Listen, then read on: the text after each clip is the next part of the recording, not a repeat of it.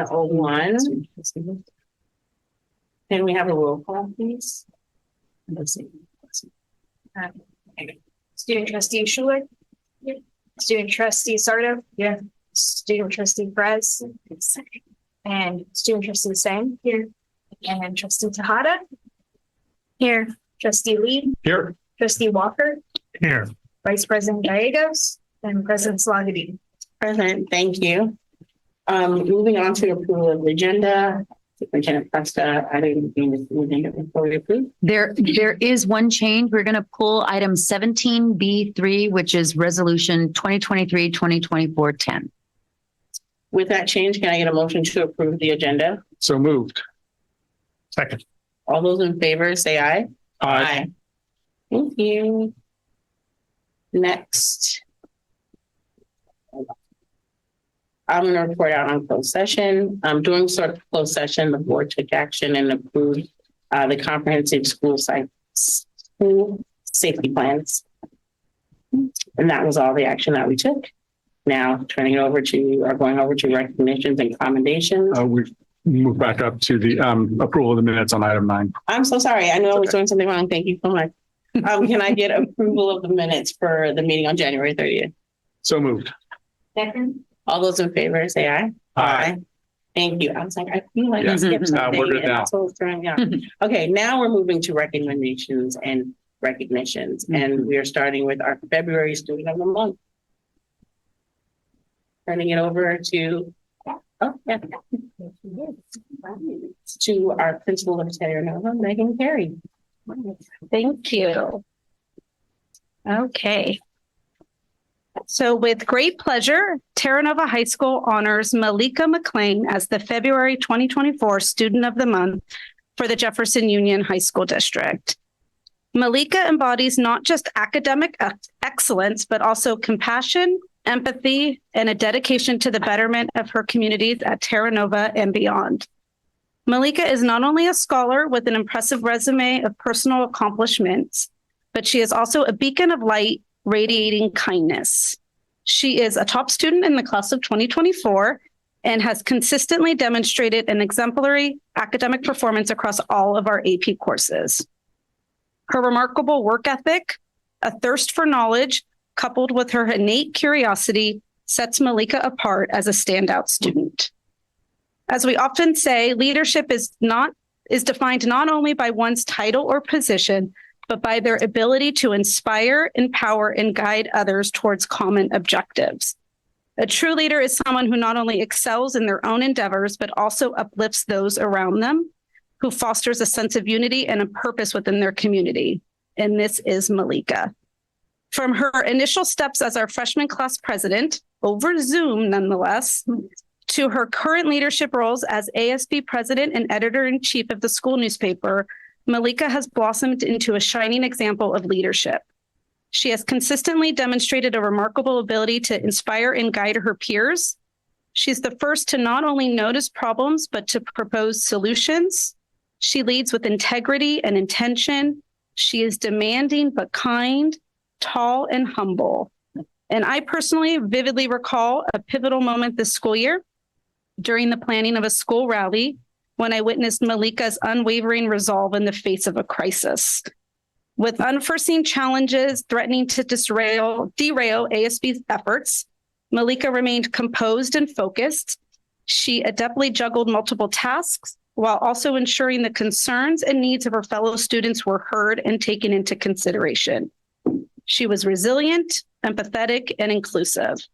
These qualities and so many more were on full display in this moment, and it showcased her genuine commitment to serving others, which was not only inspiring, as it definitely left indelible mark on me, and I'm sure on all those who were fortunate enough to work alongside her. Because in a world that often prioritizes individual success above all else, it's truly inspiring to encounter a student like Malika. She understands the importance of giving back and making a difference in the lives of others. And this extends beyond her work around the Terra Nova campus, as she volunteers weekly at a local hospital. She was also the Terra Nova representative at last summer's Girl State. And she attended a I got this at the last minute. A cardiothoracic surgical skills summer internship at Stanford last summer. She's also a competitive gymnast, reaching level 9, and is also her team captain. So it's hard to avoid superlatives when you speak about Malika. Oftentimes there aren't enough. Her personality and smile radiate light and positivity. She shines brightly among her peers. She's brilliant and organized, optimistic, and incredibly hardworking. She is caring and compassionate. And all of these are coming from her teachers and fellow staff members at Terra Nova High School. And there are countless examples of times when Malika has stepped up to support a friend or other student. As Ms. Meskin shares, Malika has been a bright light during some dark times over the past few years. I first met her in my 9th grade enriched English class. There were quite literally days when her face and smile were all I had in a sea of black Zoom boxes. I cannot tell you how much it meant to me as a teacher to have her show up every day, camera on, with a huge smile on her face. Her only complaint during distance learning was that the other students wouldn't talk. She is one of the few students I really got to know during that strange time. And I know that all of her teachers also say how truly remarkable of a student she is, with a brilliant mind. But Malika is more than just that. She's a loyal friend, a powerful leader, and someone who has managed to maintain her sweetness and innocence that many young people have lost due to the challenges of the pandemic. She's an integral part of our school community and has truly left a lasting imprint on Terra Nova. And with this, I agree wholeheartedly. She has had an extreme impact on our school. She has made our school a better place, but it's also exemplified the ideals and values that we all strive for in our daily lives. And there will be no surprise to any of us at Terra Nova if one day in the future we see her name on the ballot for President of the United States or as the lead pediatric surgeon at a local hospital. And when that time comes, we will be proud to call her a Terra Nova Tiger. Congratulations.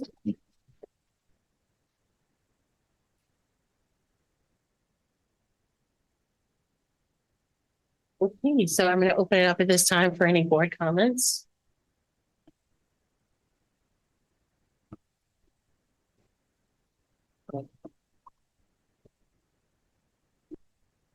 Okay, so I do want to say it is the greatest pleasure to call you my friend. I am so glad I get to spend every single day with you. And just to be able to hear that you are voted and you are the person that is winning Student of the Month for our whole school. Out of all these students that Miss Carey could have chosen, she chose you. And there's a reason. And I think that the amount of work you put in every day in school and any random thing you're doing outside of school and in all of your friendships are finally, you're getting the recognition you deserve. And I was thinking about this, but I was going to quote one of our favorite people, Noah Khan, is that you're going to go far and you're going to go really, really damn far in life, Malika.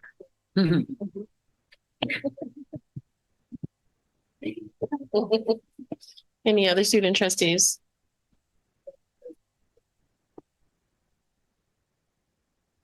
Hi, Malika. You probably don't remember me, but I really remember you from a summer leadership district-wide student leadership conference that we had at Westmore. And I remember you talking to me, and then we also had the same nutrition enrollment class together. So yeah, I just feel like you're a very top performing student, and I hope you go far, and I can't wait to see what you do.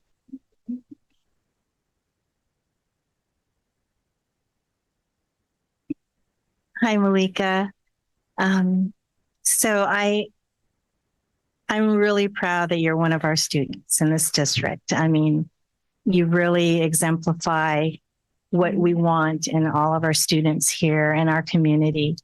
What I heard from what Miss Carey said, that you have a real commitment to serving others, and in everything you do, extracurricular or within the community, it's clear that your kindness, how compassionate you are, it resonates in everything that you do. And I think that that's who you are. And I want to thank your parents and your family for raising such an amazing person and supporting her, because you had to have gotten a lot of support. And you do just radiate right now. And I can't wait to see what you do. And I will vote for you, even if you're not, even if we're not the same Political party. political party. You know her. But congratulations, very deserving. Congratulations, Malika. I've known your family for many years now, so I am certainly extremely proud of you and your accomplishments. And I know the stock from which you come from and the amount of support and love your parents have given you to help you achieve all of this. And the work you've done on your own. I mean, it's kind of mind blowing to see all the work you've done these past few years. And I am so excited to see what you're going to do next. And I know you will go far. You will continue to make us all proud. And I know those people sitting next to you are extremely proud of you. They're beaming, and I see the tears flowing from your mom. But yes, I'm so happy for you and for your family. Congratulations. Hello. You look familiar to me, and I don't know if it's from Valamar. Maybe it's gymnastics. So I want to talk about this gymnastics thing. So I don't know who knows what about gymnastics. My son did gymnastics, and while I'm waiting, I read all this stuff on the wall. So to get to level 9, you got to do the first 8 levels first. And like the first level is you got to do this on beam, and you got to do this on bars. And then level 2 is like, you got to do the same thing on beam. You got to do a half twist. And then by the time you get to level 3, my eyes are crossed. So congratulations on that. That's quite an achievement.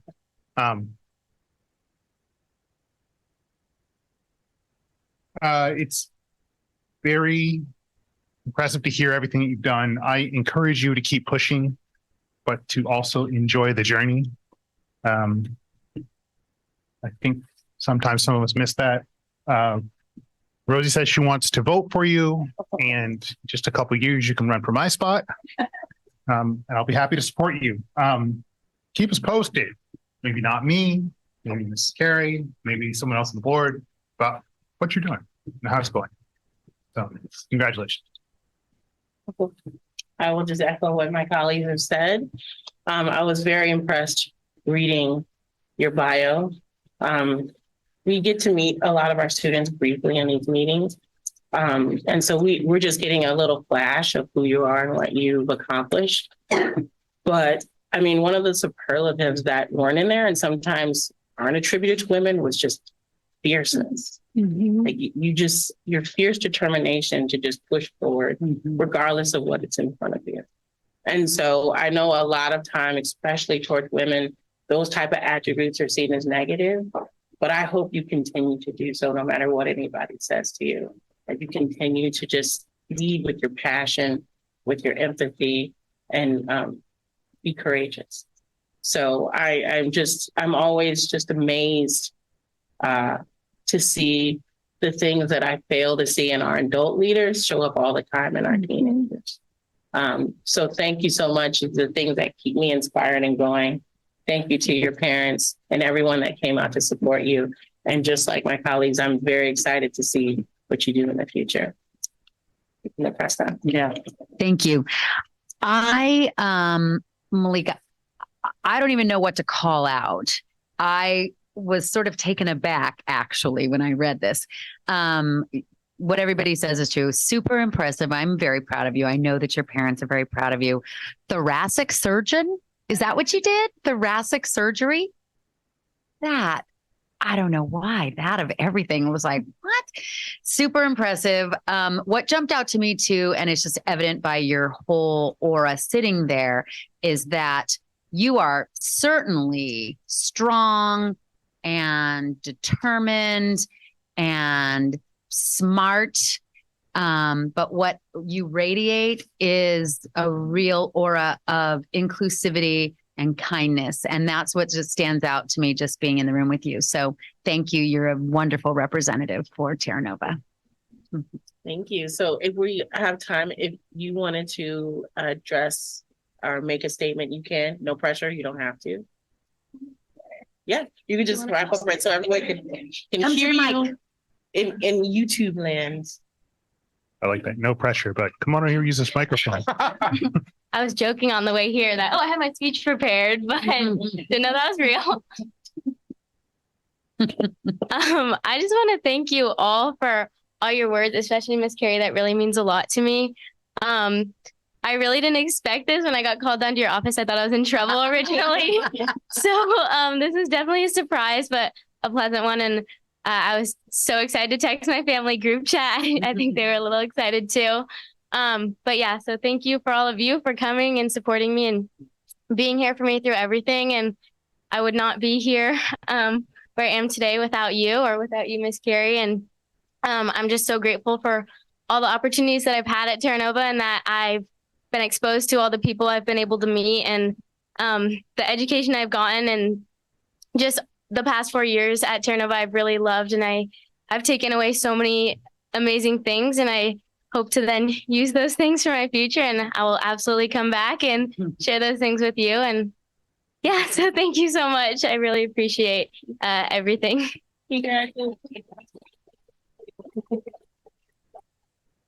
So now we're going to take a photo. So we're all going to come up front, including family, and love chatting with you too.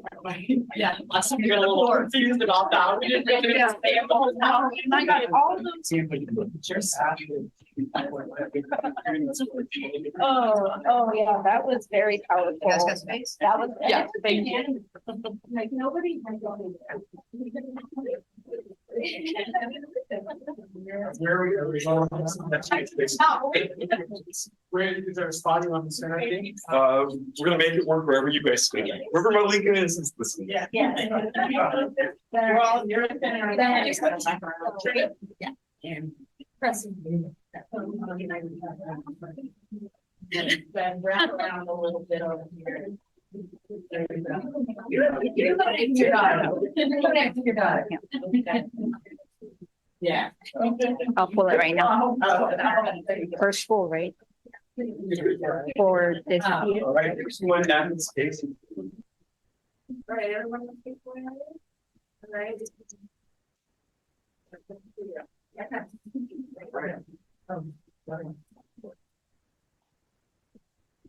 You're following it up. Yeah, yes, I- Yeah.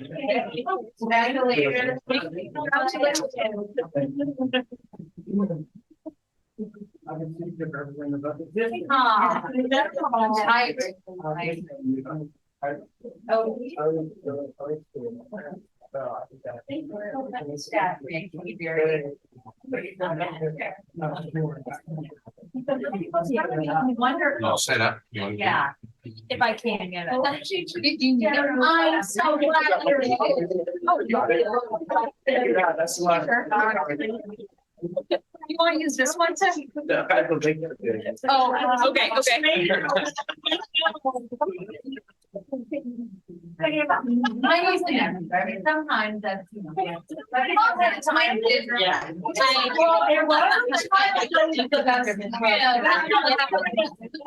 That's okay. Congratulations.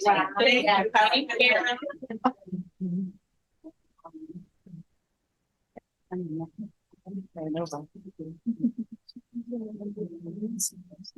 No, Terra Nova, they're open. I know. I was just telling me she was in level 9.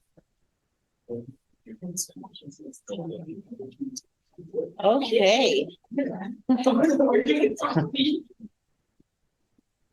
All right, I'm gonna call us back to order. It's this. Hello, guys. I'm gonna call us back to order. You guys, yeah. Do you need to take off? Oh, that's okay. You sure? Okay. Do what you need to do if you need to. Okay. All right. So we're gonna start with our board report and going first to our student trustees. So our trustee from Oceana. Yes. All right. So Oceana is going to be leading planning for our Spring Fling semi-formal Seaside Serenade. And we are also planning for our next rally, and the theme is yet to be revealed, but we're hoping it will be really popular with our student body. Interim week for us is also coming up in the first week of April, which everyone is really excited for. And finally, the freshman and sophomore classes are collaborating with the Enrollment Committee of Oceana to host a spring festival in March, and it's going to be open to Oceana students as well as prospective students aimed at 8th graders. We're hoping this will increase enrollment or at least provoke interest.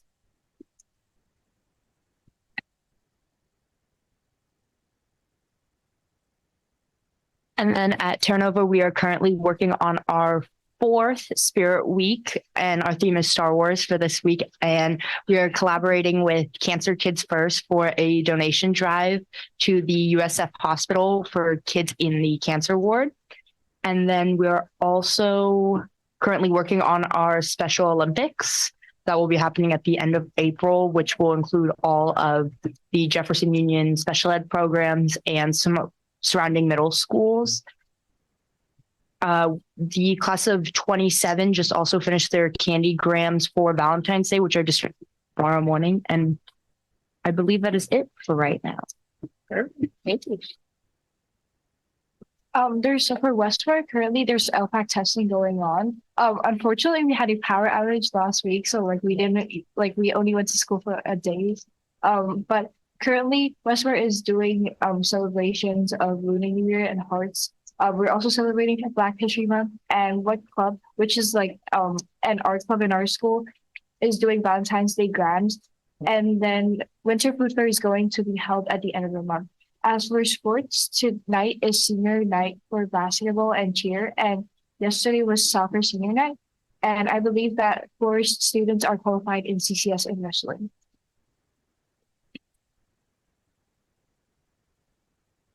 Yeah, so for Jeff, just recently, we just had our Mission Fusion performances, which personally I didn't attend this year, but I've heard was spectacular.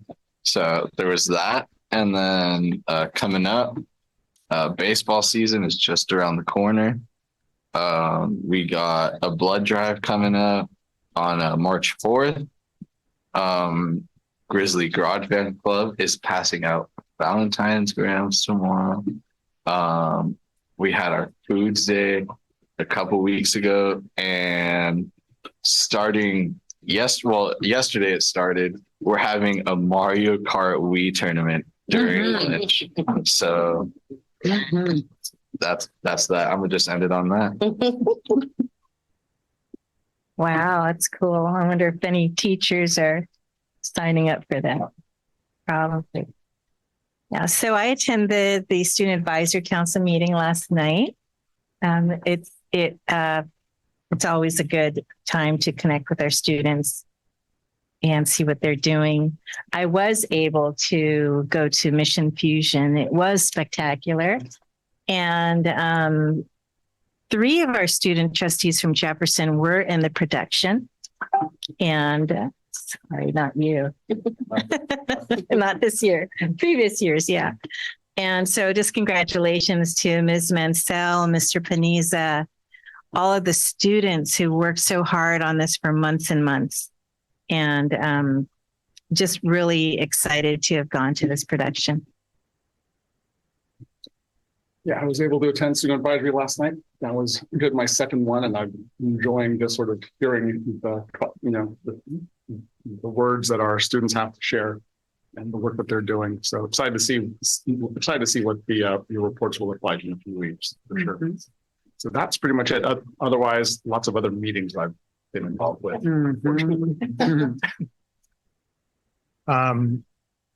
Most notably, I was able to make it last week to senior night at Jefferson High School for girls basketball.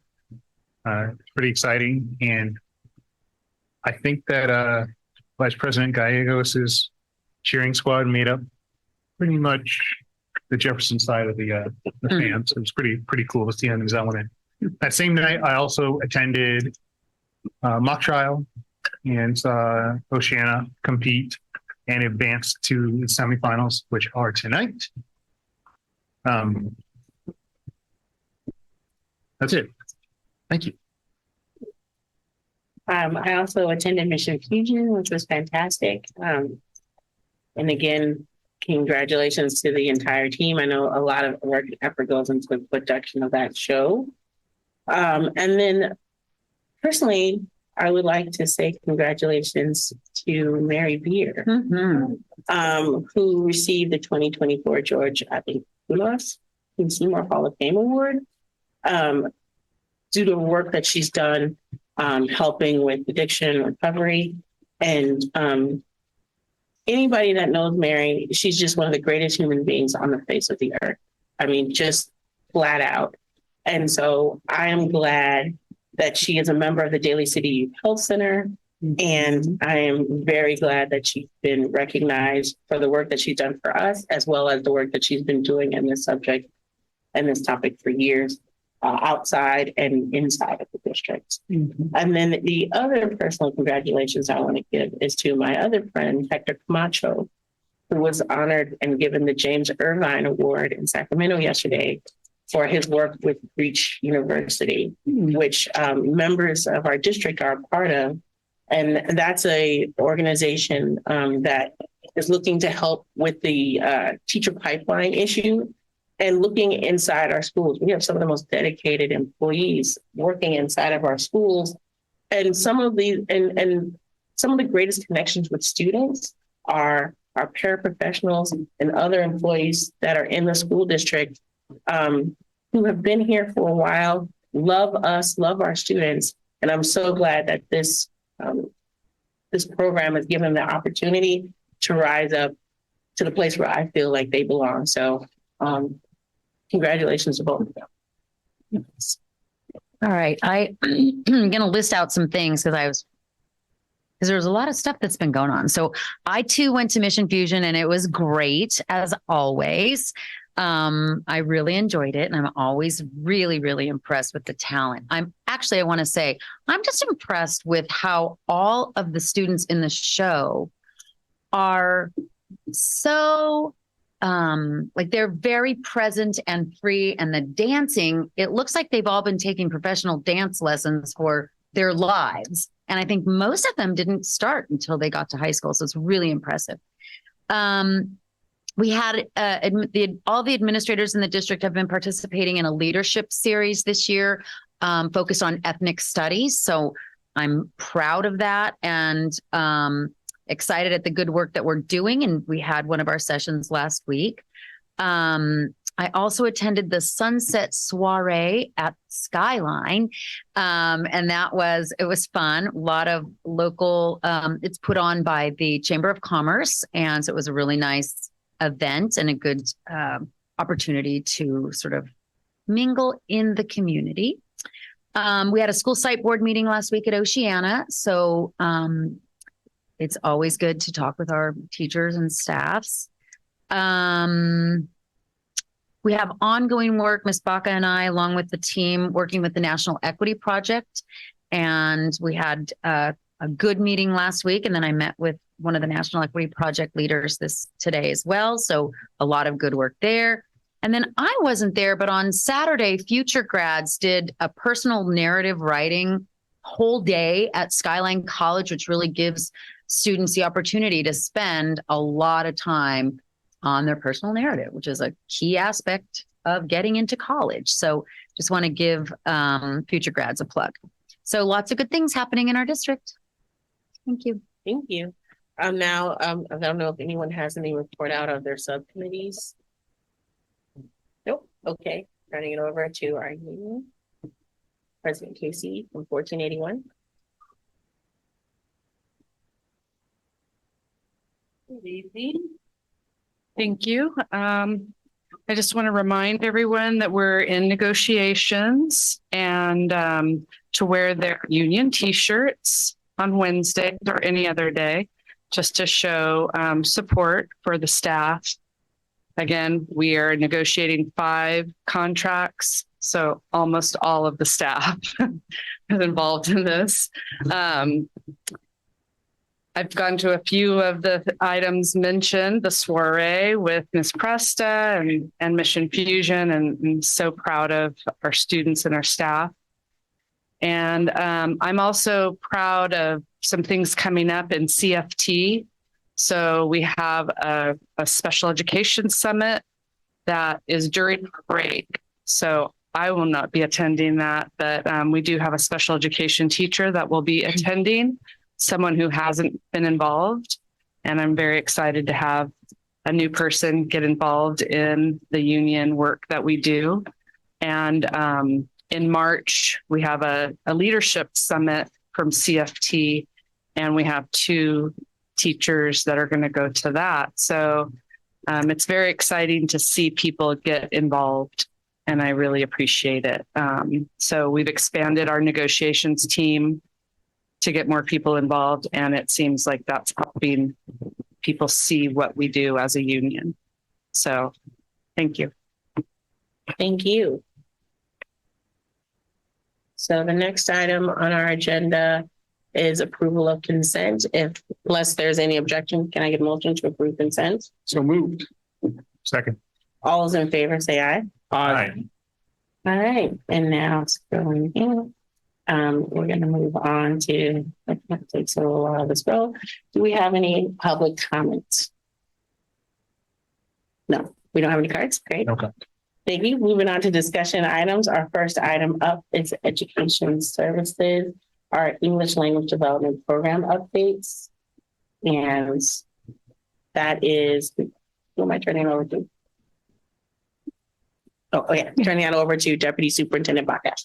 Good evening, President Salahuddin. Good evening, members of the board. Tonight, we have the pleasure of having Dr. Lori Robinson provide us with great updates about our English language development program. Dr. Robinson. Thank you so much.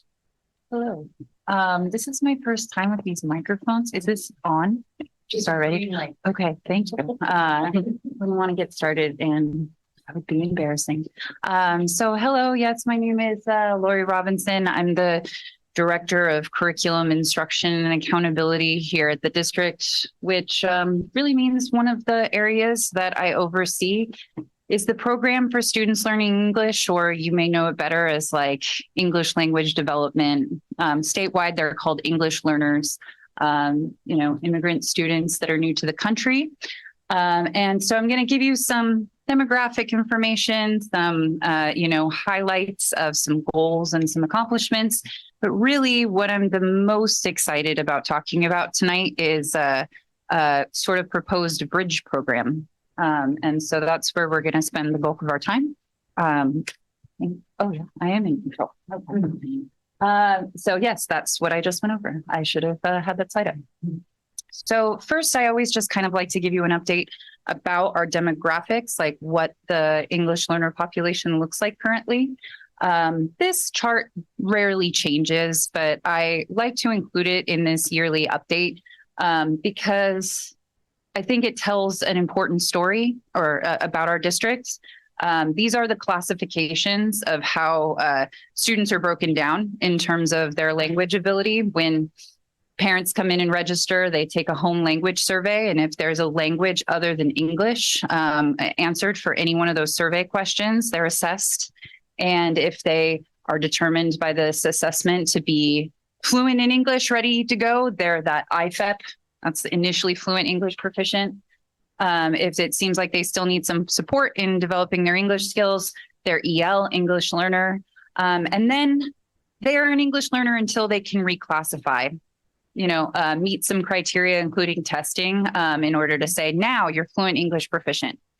What I think is cool, though, is that when you see that group of people, that's more than half of our district. It's 43% that are just designated, English only.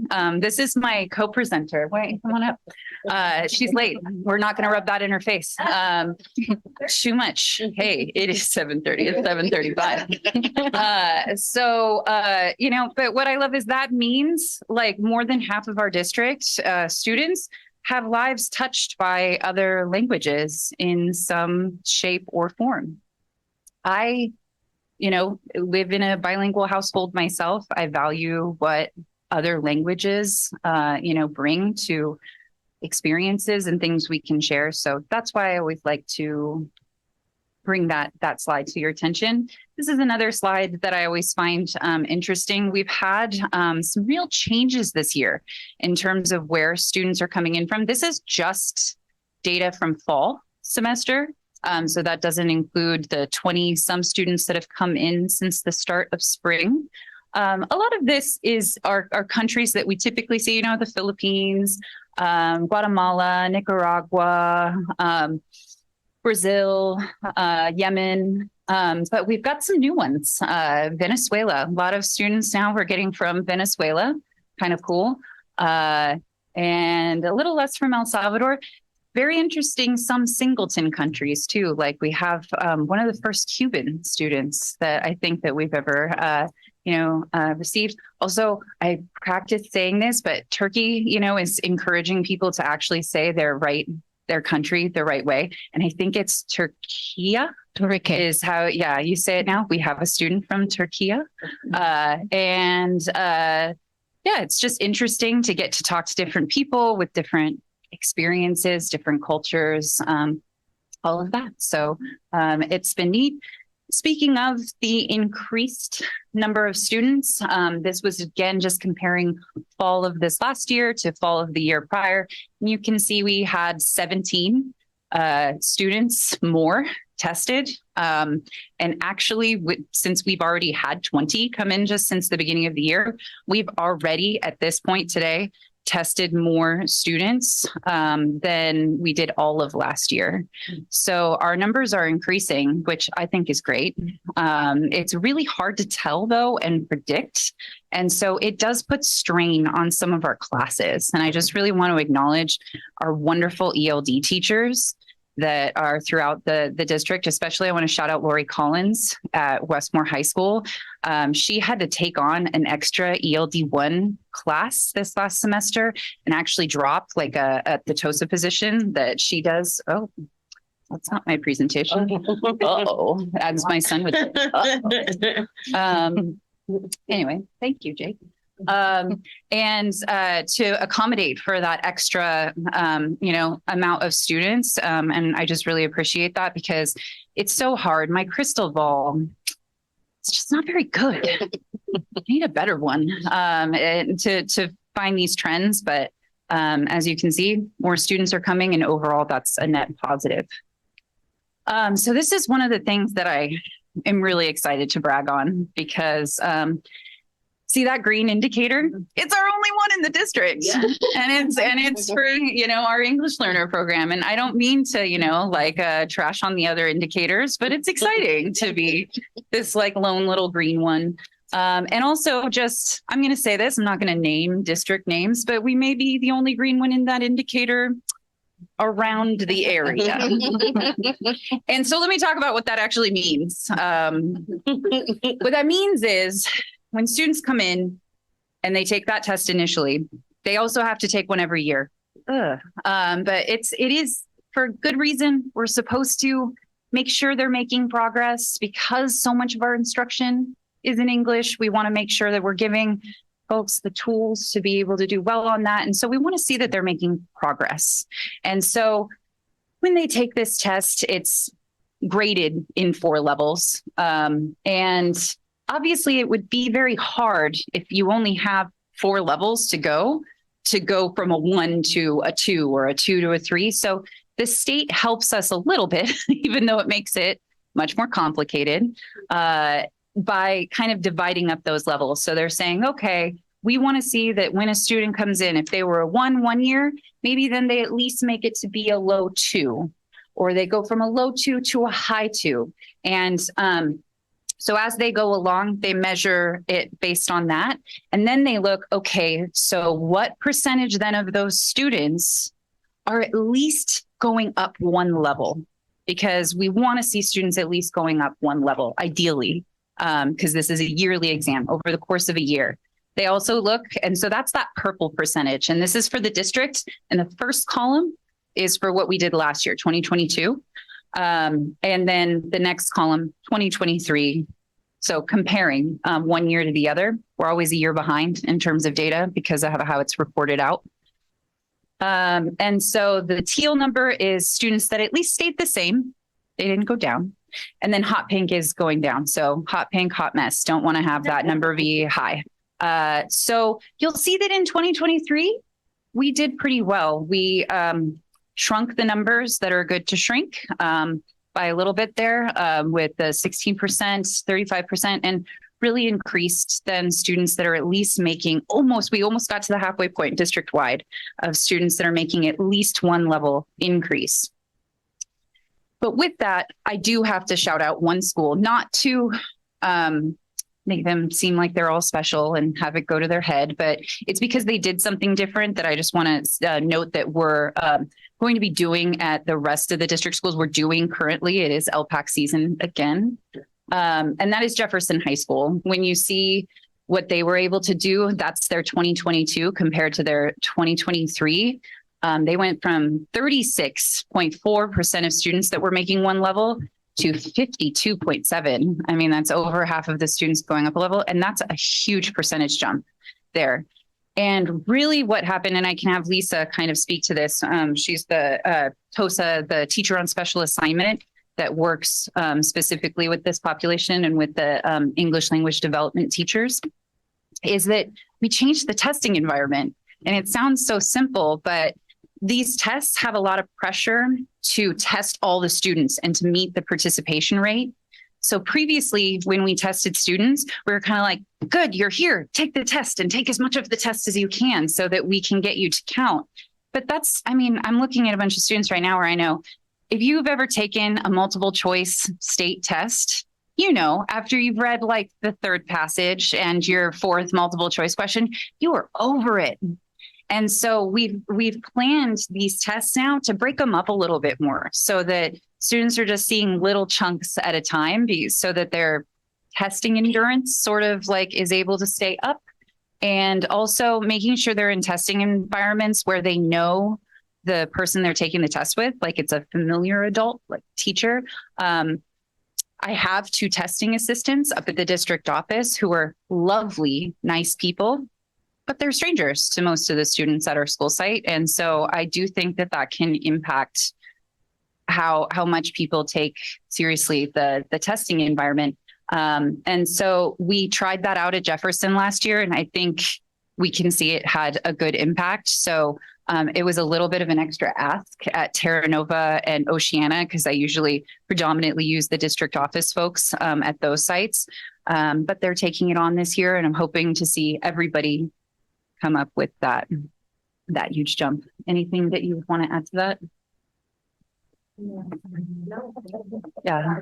All right. So last thing here, and Lisa can talk more to these, is that I just want to give a brief update about the 2 LCAP areas, the local control accountability plan. It's like how we're measured as our district and our plan and the services that we're doing. Our 2 areas of focus for as far as this program is concerned is to make students, when they are coming from a different country, feel more welcomed when they're here. I mean, it's a lot to take in when you're coming from a different country. It's a whole different school system and new buildings.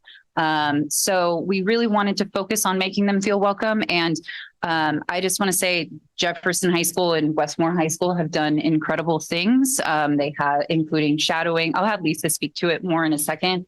Shadowing, tours. Yeah, I mean, what else would you add to that? We review orientation every month for students who arrived in the last month at Jefferson. One of the pieces of feedback that we got was that if students weren't here at the beginning of the semester, then they missed a lot of the orientation that you would get when you come to school. So now every month we have an orientation meeting for anybody who arrived in the last month, where we go over some of the information they got in those first 3 days, but we know that those first 3 days, it's just a barrage of information. That's really positive and helpful. At the district office for the last year, we've been giving students also just to make them feel like welcome and yay, it's not just tests and a bunch of questions, you know, we give them a backpack and it has some basic school supplies in it. But so then this year at Westmore and Jefferson, they're also giving them something when they walk in the door. We have sweatshirts that They arrived a couple weeks ago. We're excited to start giving them out. And we also have water bottles. And I'm sorry to all the teachers, they're metal, so they're just going to drop in the classroom constantly.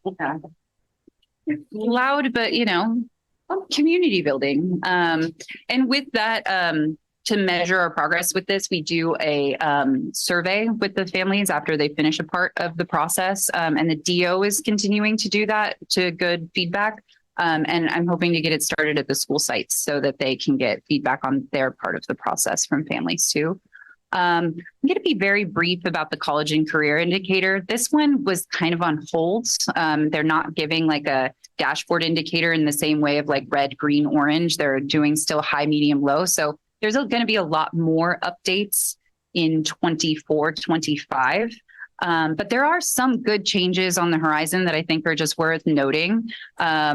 One is that CTE has been afforded, so Denise and Corrine worked to get a grant that will allow more bilingual paraprofessionals, us to hire more bilingual paraprofessionals that will get to be in CTE classes. The hope then being that more students learning English will be able to take those classes. And then they've made some changes to the state seal of biliteracy that Lisa's going to talk about. The exciting change that they made to the state seal of biliteracy was that previously, in order to qualify for it, you needed to reclassify on the LPAC for the English side of the state seal of biliteracy. And so that was really hard for a lot of our students who were more recent immigrants to meet the English side of the threshold. We know that they are meeting the foreign language side, but a change that they've made is that you no longer have to reclassify. Instead, you just have to demonstrate proficiency on the oral language part of it. So that opens up the state seal of biliteracy to a lot more students. I think there's like 15, 20 that are now eligible that would not have been previously eligible.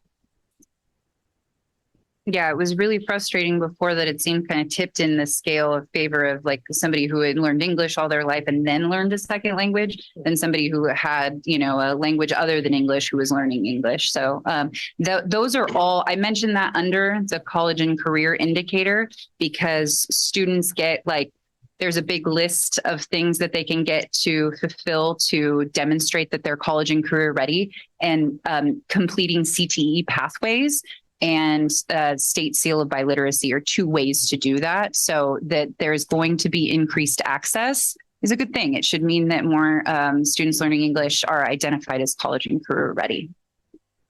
Anything to add on that? All right, now we get into the fun part. And so this is the Bridge program, which just, by the way, if you are familiar with San Mateo Union High School District and you're like, don't they have a Bridge program? Yep. And we are basically copy pasting that Bridge program. It's a great idea. And I have no problem stealing other people's great ideas as long as I contribute. It is Samia Showman in San Mateo Union is really great and fantastic and has been such a wonderful, welcoming resource. She's invited Lisa and I to go and observe the Bridge program in San Mateo Union many times, has answered plenty of our questions. But, of course, when we bring that program to the district, as we're hoping to, we'll make it our own, to some degree.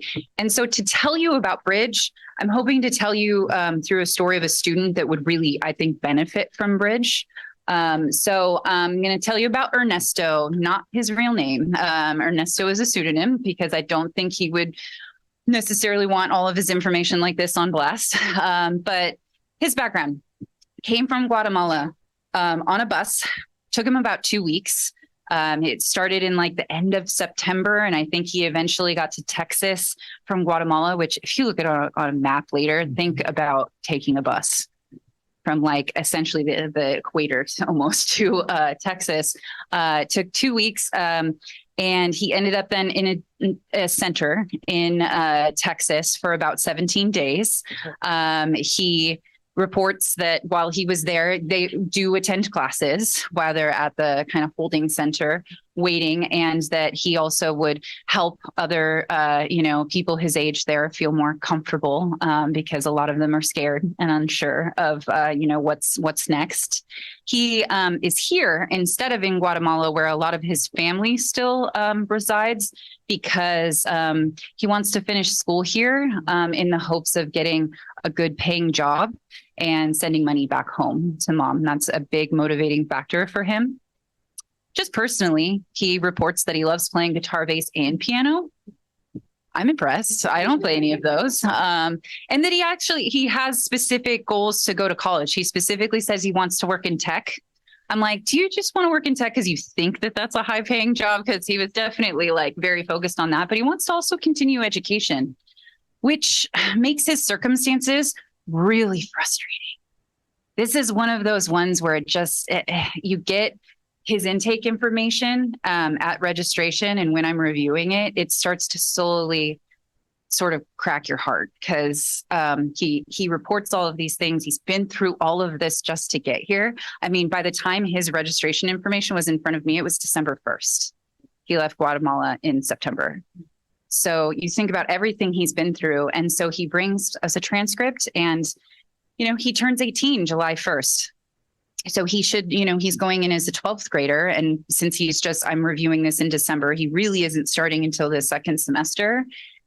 And he only has 2 years of high school credits. So that's a lot to ask somebody to make up just in general in their senior year.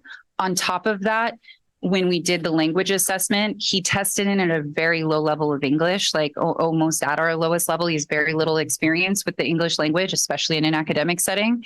And so what's frustrating about that is that he's going to need a certain level of English to get to some of those classes that he even needs to take in order to start working on some of those 2-year credits.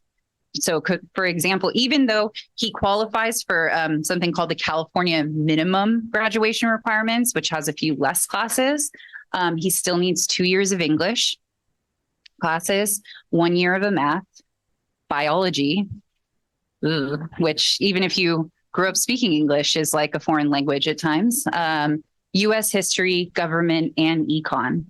So that's a lot. And those classes that I mentioned at the end there, history, government, and econ, and biology, you can't even start taking until you're at the high, like he's at ELD level 1.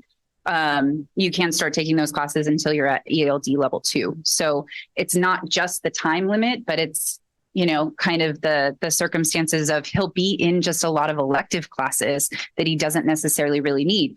So when I saw his transcript come through, my first thing that I always do is that I reach out to adult school, because he's so close to turning 18 and I want to see what are his options. Would he be able to get a GED? Would he be able to maybe, cobble together some credits to get an adult school diploma? The counselor there, Lisa Lee, determined that he would probably do best with GED. I don't know how much you all know about GED, but it is a long, archaic test that is really, really hard. And we do have prep classes for it, but it's not the same as like the classes that our students are in every day. And so it would be a very hard road for him. So he's close. We get students that actually come in under those circumstances without the 2 years at all of high school credit. Some of them maybe haven't been in school since 6th grade. But they're coming to us at 16, 17, nearly 18 years old, and they want to finish. And so what Bridge is going to potentially do is, the name comes from, is that GED seems like too little support. When you think about somebody like Ernesto going into a Jefferson High School or a Westmore High School, they're going to be in classes from 8:30 to 3:30. They're going to probably be with people much younger than them. I mean, if you all remember, if you're closer to 18 yourself now, and if you're in classes with freshmen, you know that even though it's just 4 years, it feels very different being with a 14-year-old when you were closer to being 18 years old. And as we mentioned before too, he wants to send money back to mom. It is very hard to balance a full-time class schedule with a work schedule, and the flexibility that he'll likely want for that. So what Bridge is really aimed to do, the philosophy behind it, is designed for these students who are coming in with no credit or little to no credits and little experience with English.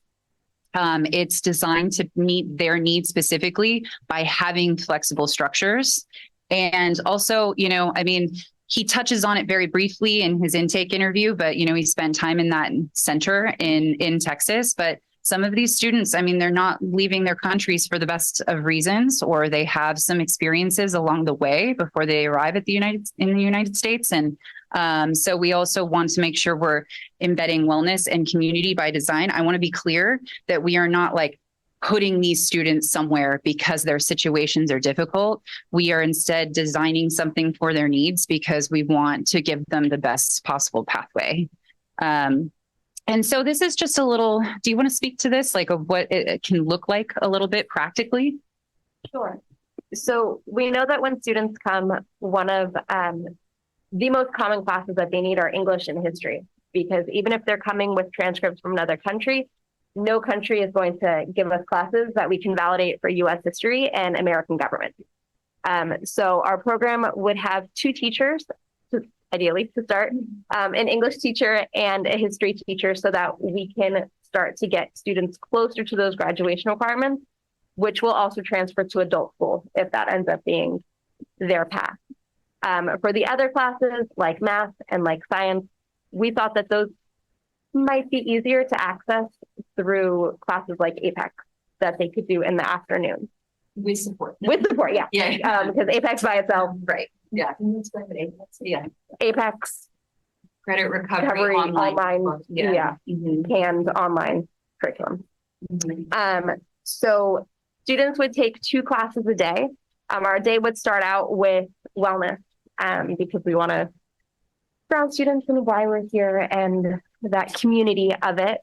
There would be a flex period where students could work on APEX, could do different things, a second class, and then in the afternoon, students could stay to continue working on APEX if they wanted to, or you see that it ends about lunchtime, they would receive a brown bag lunch and be able to go off to work if that is what they needed to do.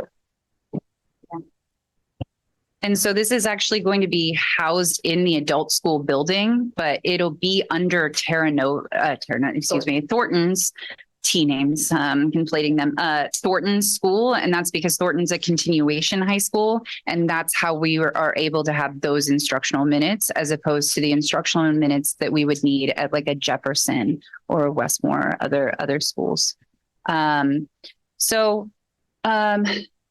Mr. Villalobos is a counselor at Jefferson High School, and we've been in communication with some of the folks that we work with in the Student Learning English program at Jefferson and at Westmore about this program. And so he pulled a few students and during flex time and just started having a conversation about students that would be eligible for this bridge program if it existed today.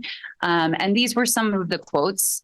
I'm not going to read every single one of them, but I did want to highlight just a couple. One is that Ernesto has a quote up here. I think a program like this would benefit me since I could ease into 2 core classes, and with school hours being from 8:30 to 12, it would allow me to do other things such as work. So we already know, that's on his mind. He wants to send money back home to mom. Also, this next quote from a 12th grade student: currently, the only option I have next year because of my lack of credits is to take the GED or work. I don't qualify for the adult school program, and I would like to continue studying in a school setting, earning grades. And so this student just exactly hit on the imperative for this program is that GED's too hands-off, perhaps, a comprehensive high school is too restrictive.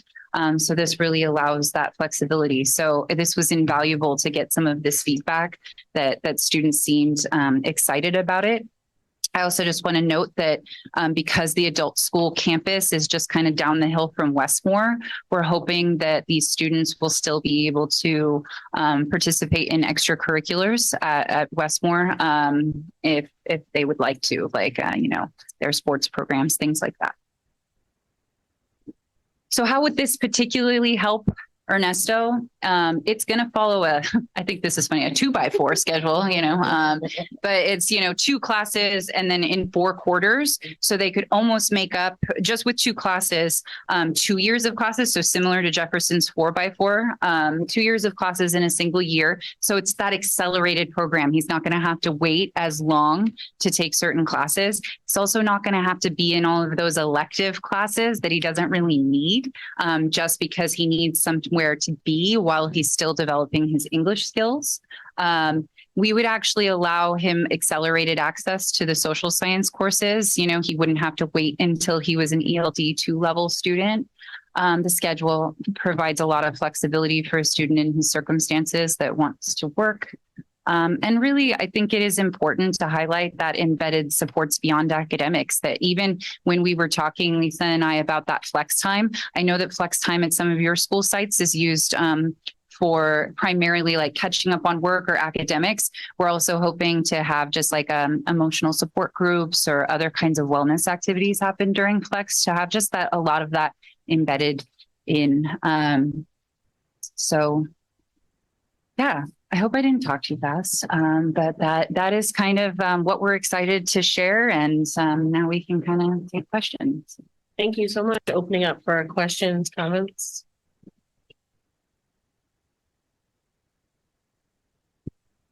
Hi. Yes. I think you guys are doing a really cool thing. Like, you should be really proud of yourselves. This is really awesome. And just hearing about it and seeing that this is happening and the improvements that are being made at these schools, and people from other countries are feeling ridiculously more welcome because you guys are here to support them. I do have one question. If you were to do the bridge program, how many students on an estimate do you think would be enrolled within the first year? That's a very good question. You calculated it actually. So When I was looking last semester at the amount of students between Jefferson and Westmore that we had who were eligible at that time, we had about 12. Mm-hmm. So up to 25? Yeah. Mm-hmm. Yeah. And because that was just a Jefferson? That was Jefferson. Okay. Yeah. I mean, it fluctuates, like, you know, it would probably start with some pretty low numbers like that. But I know in San Mateo, when they started this program, they started with a classroom of 7, and now I think they have 50. Yeah. A lot of. Because I mean, for some of these students, it will be a choice. Like Ernesto, even actually, there is a pathway with Jefferson's 4x4 schedule to have him complete at Jefferson. If he is okay with, you know, he would probably have to graduate at 19.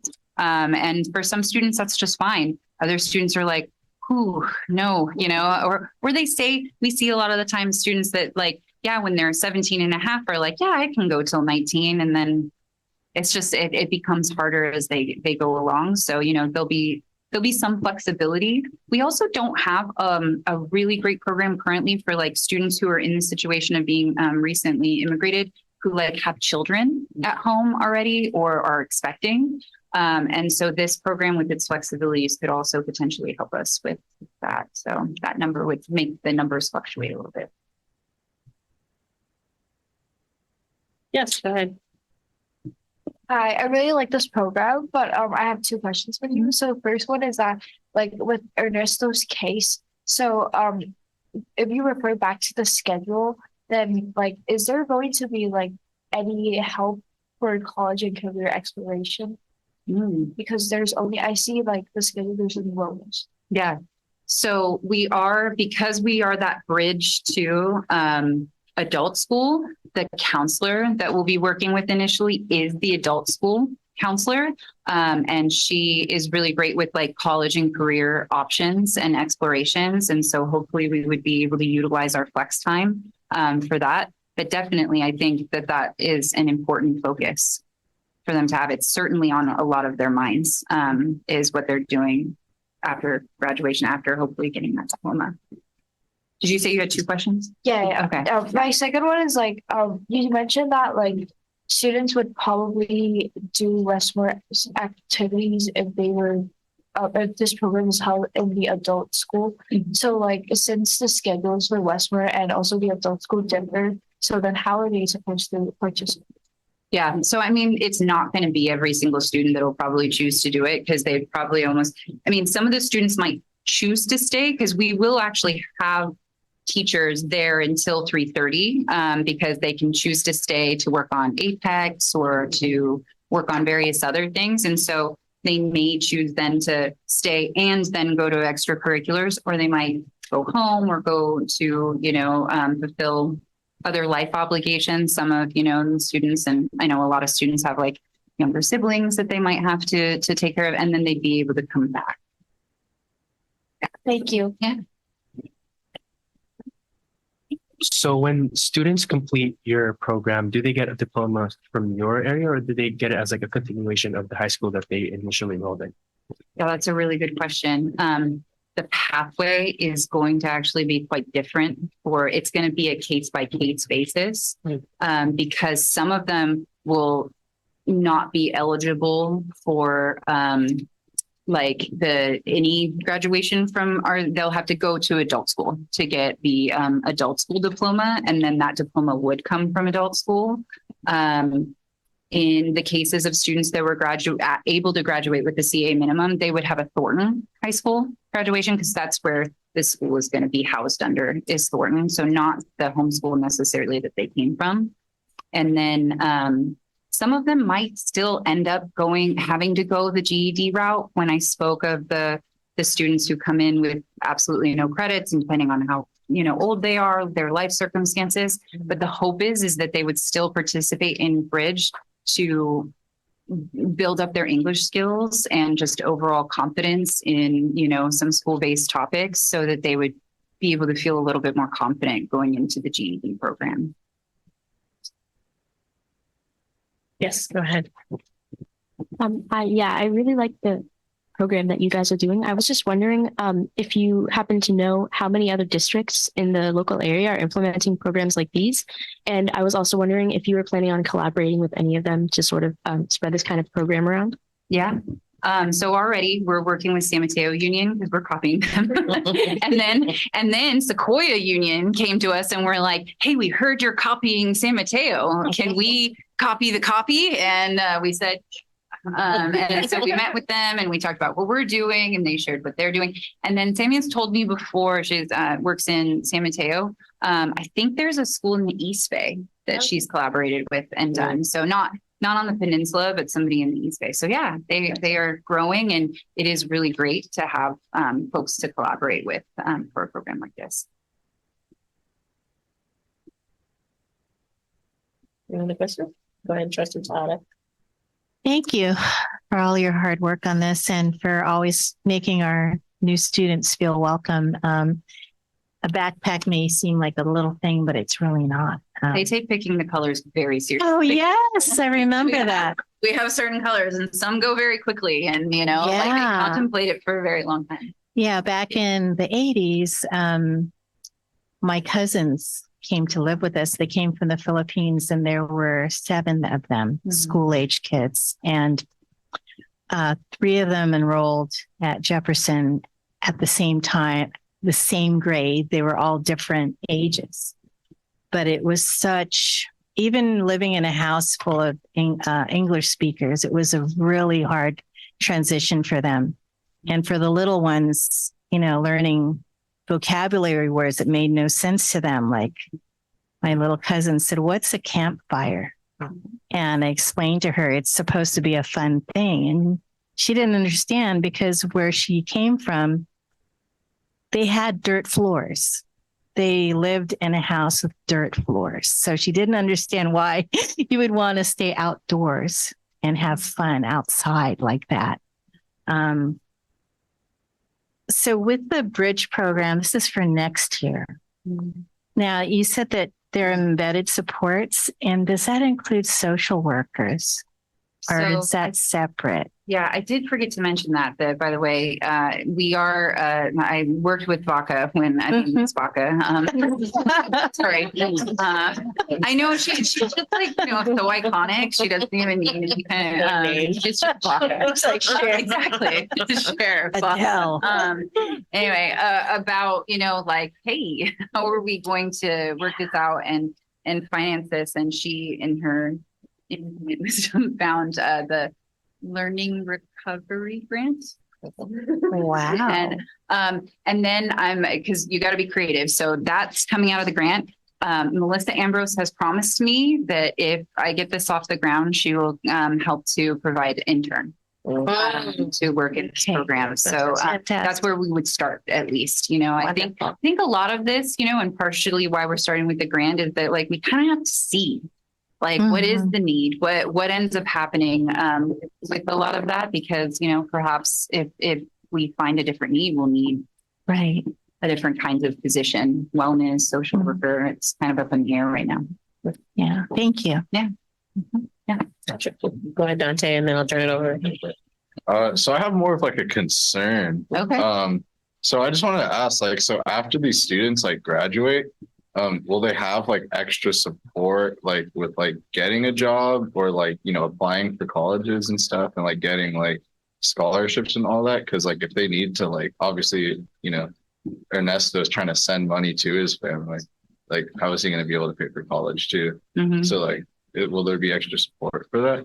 Yeah, I'm hoping that the, Lisa Lee works with, the current adult school students, and that's a lot of their concerns, as well as like, the adult school programs even have a lot of, why am I blanking on the word for it? It's like job programs, like certifications and things like that. Like if, and the one that comes to mind is like dental hygienist, right? And so they offer classes and programs for things like that.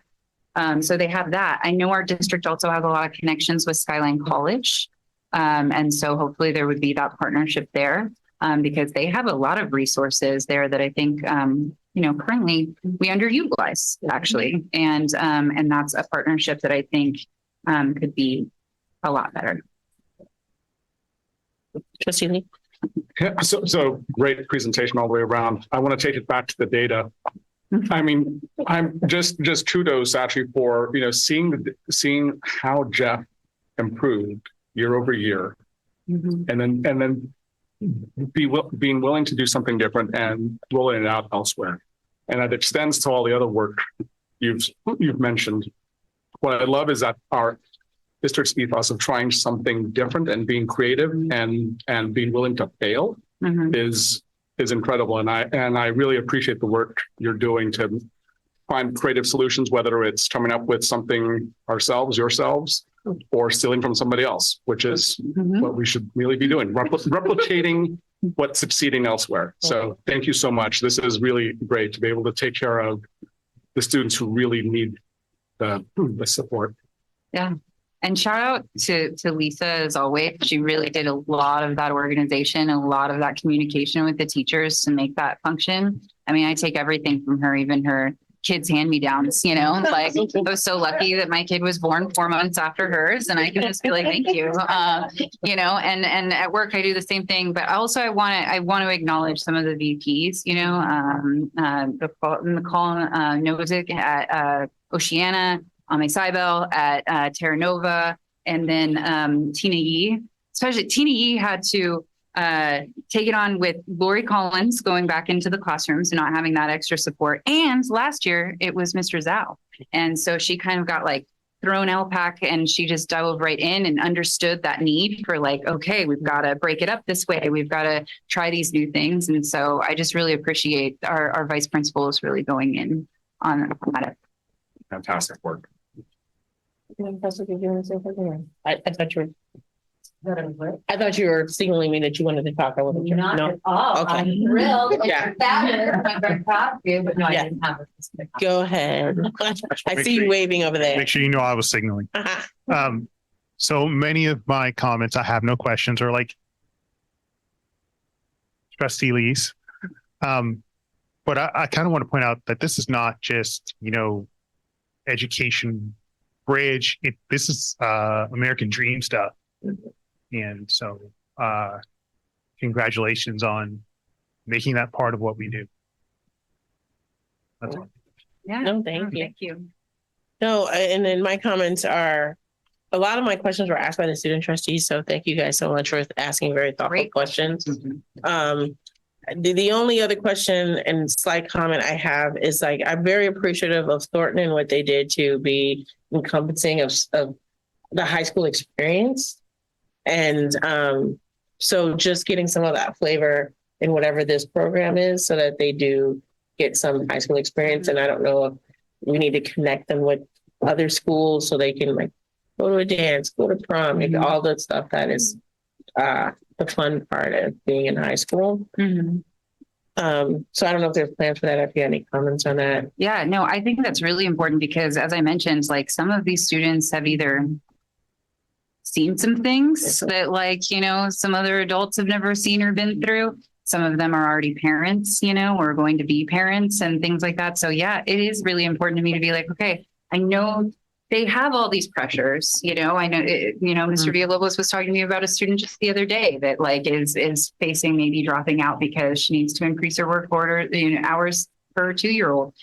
These are real things, but as much as we can to carve out that time to just be like, you are still a kid and the time is really, it's fleeting. So Baca told me that they are able to still attend dances, extracurricular things. That's important. Because just reading just the synopsis of whoever Ernesto is, my God. He's a charmer. Everybody loves Ernesto. I almost want to say his real name just to shout him out, but he doesn't know that I'm doing this. So I will keep him anonymous, but unbelievable. Like you get flack nowadays for letting your teenager drive, like you let them on the bus alone, and so to take a bus across country to get here by themselves, and to go through the center by themselves to get here, whatever we can do to support. I will say that I'm also very proud of the district and the work that we're doing to take away the stigma of not being able to speak English. We are very blessed as English speakers. Like I know when I travel other countries, to remind myself, I'm like, I'm reading. Why can I read? And I'm like, things are in English. We rarely have to do that struggle. And to come somewhere where, you've basically been made deaf and mute because you can't hear or understand what anyone is saying, and you can't communicate on top of everything else as a child in life. So I'm very happy that not just in this program, but also with the work that we're doing in our other programs for all of our students that don't speak English, that we are treating them like the assets that they are to this district and doing whatever we can to service their needs. So thank you. And unless there's any other comments, questions. All right. Thank you so much. Thank you. We'll move on to the 2023-2024 mid-year LCAP update, turning it over to Baca. Oh, so exciting. I have a new name. Yeah. Good evening, everyone, again. So this evening, I will be presenting the mid-year update on the Local Control and Accountability Plan, or the LCAP. So the LCAP, again, is a 3-year goal that describes goals, actions, and expenditures for districts to support student outcomes. Most especially for our students learning English, like what Dr. Robinson talked about, low-income students, and foster youth. So this is the 3rd year of LCAP, and next year will be a start of a new plan. So there is a new requirement by the California Ed Code. Basically, the LEAs, local education agencies, have to present a mid-year update before February 28th. And it needs to include all available goals, expenditures, and metrics. And so the LCAP is really, really long. I have 34 or so slides, but I've compacted them and condensed them. And thank you to Dr. Robinson. She actually took care of 2 of the goals because she talked about them today. So yay. All right, so part of the plan, the requirement is that we present the budget overview for parents. So here is the snapshot of the budget overview. As you can see, 77% of our revenue comes from the local control funding formula. That's about $61 million. And of that $61 million, $3.3 million is generated from the unduplicated count of our low income foster youth and students learning English. And just to highlight, when 3 years ago, we had 37% unduplicated percentage. And this year we are at 39%. So we've actually increased 1% within like year after year.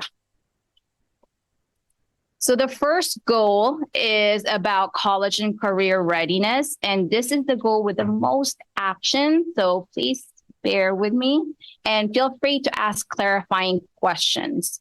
And I also invite executive cabinet to chime in if they have any comments, because this LCAP is encompassing of everything that we do. Okay. And so I will start with the metrics. There are 23 total metrics in goal 1, and green means that the outcome is known and will not change. Yellow means it is in progress, and red means that the metric is unknown or it has been discontinued. And the chart also shows progression of results from the last 3 years. So I'll start with a STAR assessment for English language arts. So this is a fairly new benchmark assessment system that we started in 2021, right after COVID. And essentially, these are standards aligned assessment that is administered 3 times a year in the fall, winter, and spring. And the goal is to really see how much growth our students have progressed from the beginning of the year till the end of the year. As part of the LCAP, we have to add a desired outcome for that 3rd year. As you can see with this metric, the desired outcome was 75%, and we actually did not meet that goal. However, if you look from year to year to year, we've actually made progress.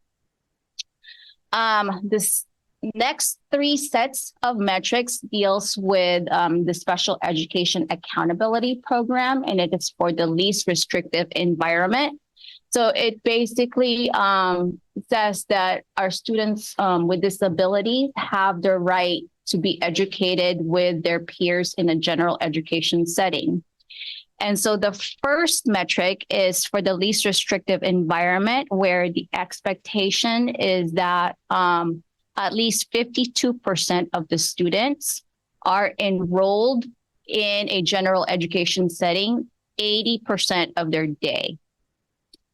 And we set 52.2 locally as the goal. However, when we first started this, CDE actually said that 60% by 2021 should be in least restrictive setting, 80% or more. And we just felt that that is way too high, too fast, because when I looked at the baseline, when this was first assessed, we were at 25.2%. But if you look at it from last year's data in 22-23, we went up to 50%. And so I want to give, a shout out to our directors of special education, our case managers, our teachers working really hard to ensure that our students are accessing their general education classes. For the second part of the least restrictive environment, the goal is that less than 21.6% of our students are enrolled in general ed setting that is no more than 40%. So more typically, these are our students in the extensive support needs program. The lower the percentage, the better. And we actually met that goal. The next least restrictive environment is about separate school. So these are the students who are attending private schools, residential, or non-public schools. And for that, we did not meet our goal. However, again, we are improving as a district. If you look at all of these metrics, there is a trend. There's a lot that we're not meeting. However, we are making progress. Very slow, but steady progress.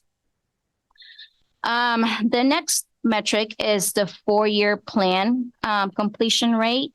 And this is still in progress. And basically the expectation that all of our students are expected to develop a 4-year plan throughout their high school. And then we actually would like them to let us know too what their plans are after high school.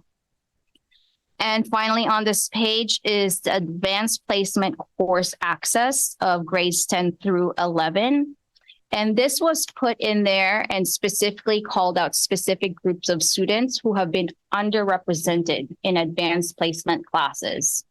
And as you can see, we have improved the metrics for our African American students, our Hispanic and Latino, our English learner, and also our students with disabilities from the baseline. Again, we did not meet the desired outcome, but there has been some improvements district-wide. The next set of metrics is the advanced placement scores.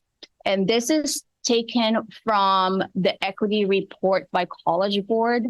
And the expectation is that our students, our graduating students, 12th grade students, would get at least a score of 3 in one of the AP exams that they took. And this is broken down by high schools. And so as you can see, Jefferson High School has improved over the last 3 years. Oceana pretty much more or less stayed the same from the baseline. Terra Nova, we did not have data for last year. However, there was a decline with the data that we've had. And for Westmore High School, it has decreased a bit. And I just want to call out that since 2021, we've had a 6% increase of students enrolled in advanced placement classes. So that's about 76 students. And the requirements, like what it was in the past, it has eased a little bit. We're getting better at it. We are constantly talking about reviewing our guidelines for advanced placement exams. But this is a great, increase of number of students. For the Smarter Balance scores, last year, I've gone over this during my last report, and same thing for math, so I won't go over that. For the physical fitness test, we no longer have to report their scores. For the last few years, they're only collecting participation points or participation rates. The English learner progress indicator on the dashboard. So this was 47.8% of our students made ELPI. Again, we didn't meet the desired outcome, but there has been progress. And finally, on this page is the 4-year graduation cohort rate. As a district, we declined a bit. However, for our Hispanic Latino students, we have improved. Same thing with our homeless students from 70% to 89%. And also our students with disabilities, we also improved. Last page is the graduation rate for Thornton High School. More or less, their graduation rate have pretty much stayed the same. They were identified at the beginning of the LCAP as needing comprehensive support and improvement, and now they've exited that status. A through G rate is something to be really proud of because we have really increased our A through G rate. Our desired outcome was 50%. And from last year's class of 2023, there were 55% A through G eligible students. For English learners, there's also an increase. We saw 27.8 when the outcome was 20%. The desired outcome was 20%. For African American students, 33.3% met A through G.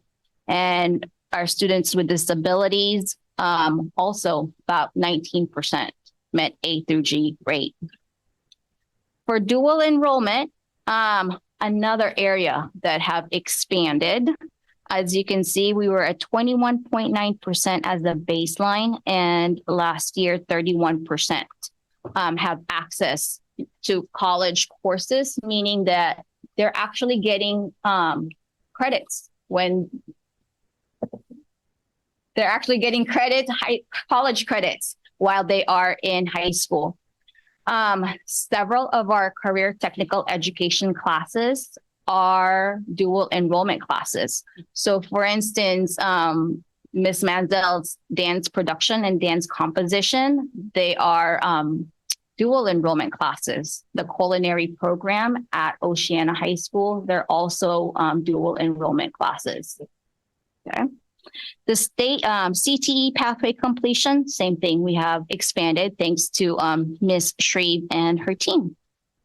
State Seal of Biliteracy, an area that I've been working on lately to ensure that we expand the access to not just students in the French classes and the Spanish classes, but I am making exams available in other languages so that students can take the test and opt in and be eligible for the State Seal of Biliteracy. Golden State Seal Merit Diploma. We have had lots of improvement on that. The college going rate. This is from the National Student Clearinghouse. And last year, 67% of our students matriculated to either a 2-year or a 4-year college right after high school. And what I've noticed is that even though our percentage pretty much remained the same, students that are attending 4-year college has actually gone up, and students attending a 2-year college has gone down. Work-based learning is a fairly new metric that is really hard to track and measure right now. And so I've been working with Ms. Shreve, with Ms. Shives from the data processing, with just everybody to make sure that we are tracking and we take into account who qualifies for the work-based learning college and career indicator.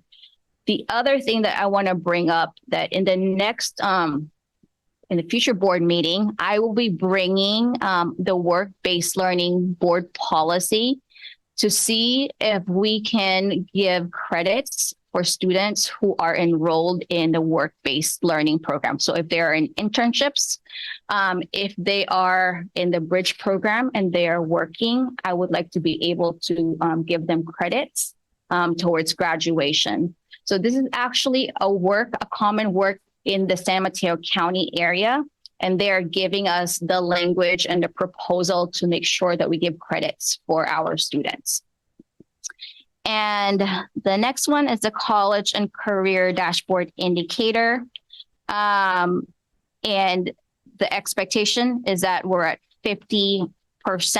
And as you can see, we're very, very close, or 49.9. So this is great.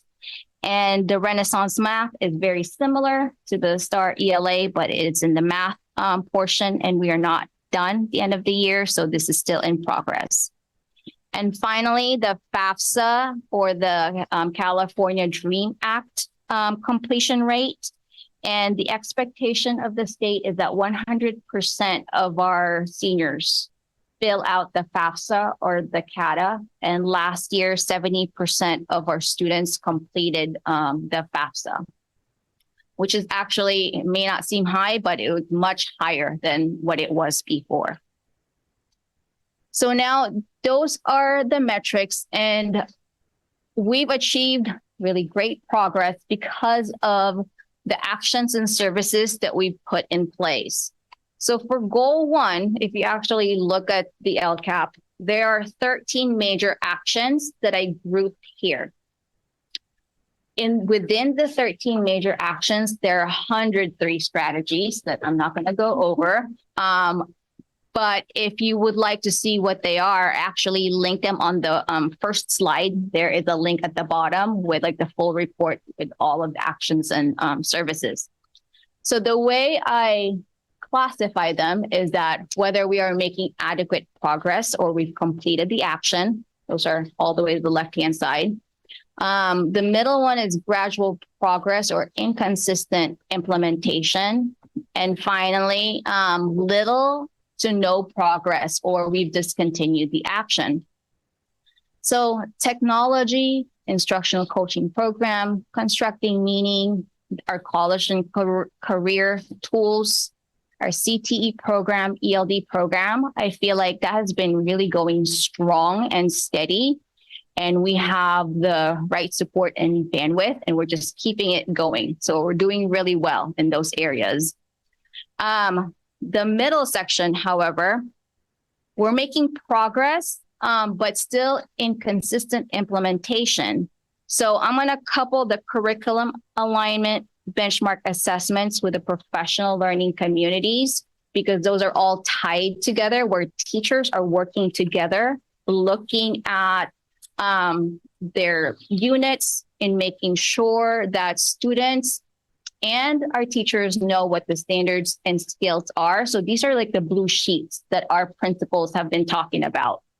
And we as a district have introduced this concept, starting with the professional learning community in 2012, long time ago. And then it kind of died down, thinking that, oh, nothing, we don't really need to do this. Things changed, life changed. And then it was brought back in 2018. I believe there was a professional learning community board meeting that was held, I guess, a Saturday board session with Eric Twaddell. And so we brought that back up. And then from then, we're improving. And it wasn't until 2022 when it finally clicked and our course alike teams are meeting using the collaboration time now to really look at their units and making sure that they are aligned. The other thing that helped is the structural changes that we've put in place. So now all of the schools have a weekly collaboration, and this has really helped us move this work forward. And I'm also happy to see a lot of teachers requesting these times to meet. The next area that is making gradual progress, great progress, but we're not just there yet, is for the universal design for learning. So this is really an instructional framework where the expectation is that learning is not one size fits all, that learning happens at different times, different ways.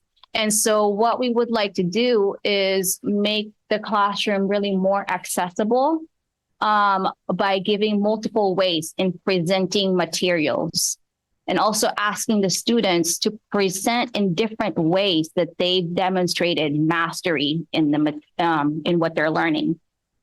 And so what we've done is that under the leadership of Dr. Robinson, we have site UDL teams that have met a couple of times this year.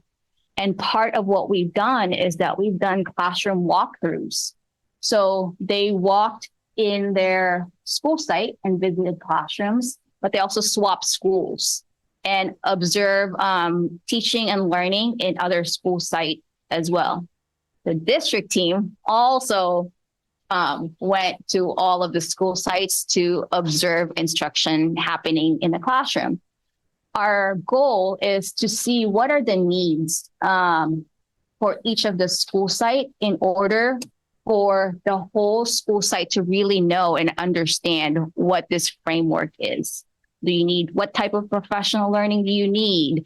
Do you need, a time release or whatever it is that they will come up with? We're actually meeting this Thursday to talk about the needs assessment for universal design for learning. Special education program, lots and lots of improvement from when I started, but there's still a lot of work to do, especially in the areas of instruction. Modern classroom is a very interesting concept. It's another instructional way of teaching students. And like what I said, learning is not one size fit all. So this is basically kind of like blended learning where the teacher records herself and creates like short teacher videos on lessons. So instead of being in front of a classroom, in front of everyone, the teacher records herself and she asks the students to review the recording before the classroom, before class.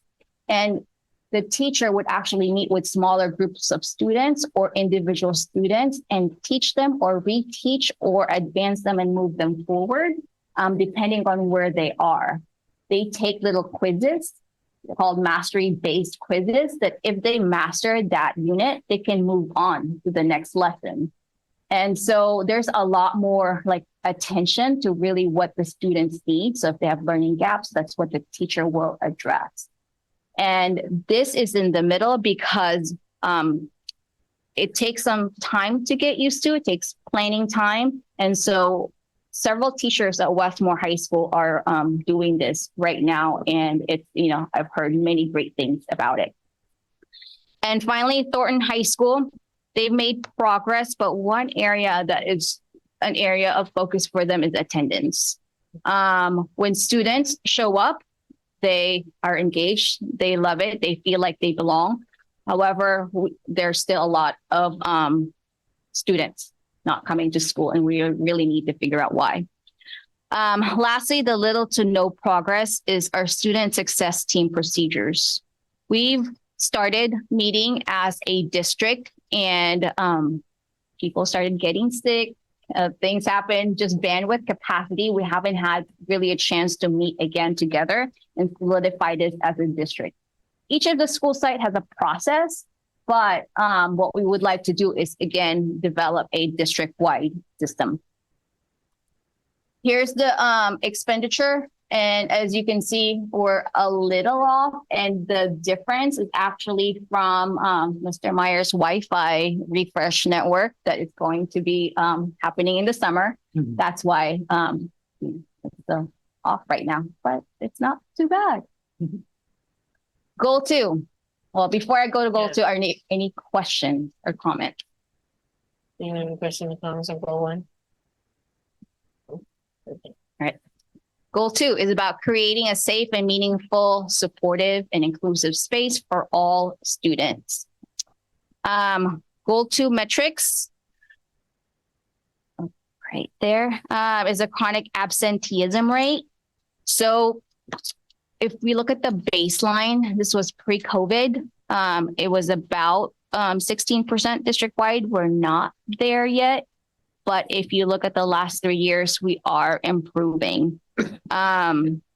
This has been an area of focus for Ms. Basuino in really trying to figure out like why are our students not attending. We know that, you know, some of them are out because of being sick from COVID, but we really, you know, for some, we just really want to know the root causes for these chronic absenteeism.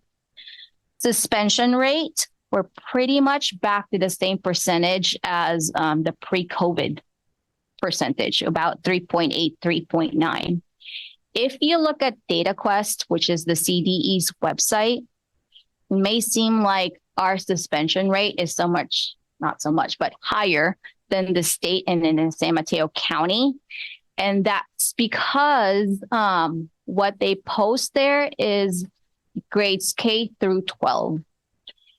If we really look at 9 through 12th grade, our suspension rate is lower than the state and the county. So the state suspension rate is 4.7% and the county is 4.1. The suspension rate for our African American students have decreased. For Pacific Islanders, it has increased. English learners decrease. Students with disabilities increased, but just a little bit. And then Hispanic has increased. Expulsion rate, still 0% in the last 3 years. For the school climate survey, this is results for students, parents, and staff. For our students, we met that goal, but participation rate for our parents, especially, is an area that we need to work on. The percent of students served by the wellness team is still in progress. This is just midway, and my guess is it's going to go up. And then finally, the percent of conferences held with parents and guardians due to absenteeism is still to be determined. So basically the expectation, like through A2A, is that our school site with their staff meet with the families and talk about the importance of attending school every day. So this is how it's broken down with actions and services. For our community resilience model, we've had lots of professional learning opportunities for this, and also Melissa Ambrose and our wellness counselors are very versed into this, who's been helping our school sites implement this. Our integrated mental health program doing really, really well, outstanding job. And then finally, our staff or vice principals who oversee attendance and discipline are also doing a great job. The area that we need to continue to focus on is our social emotional learning curriculum.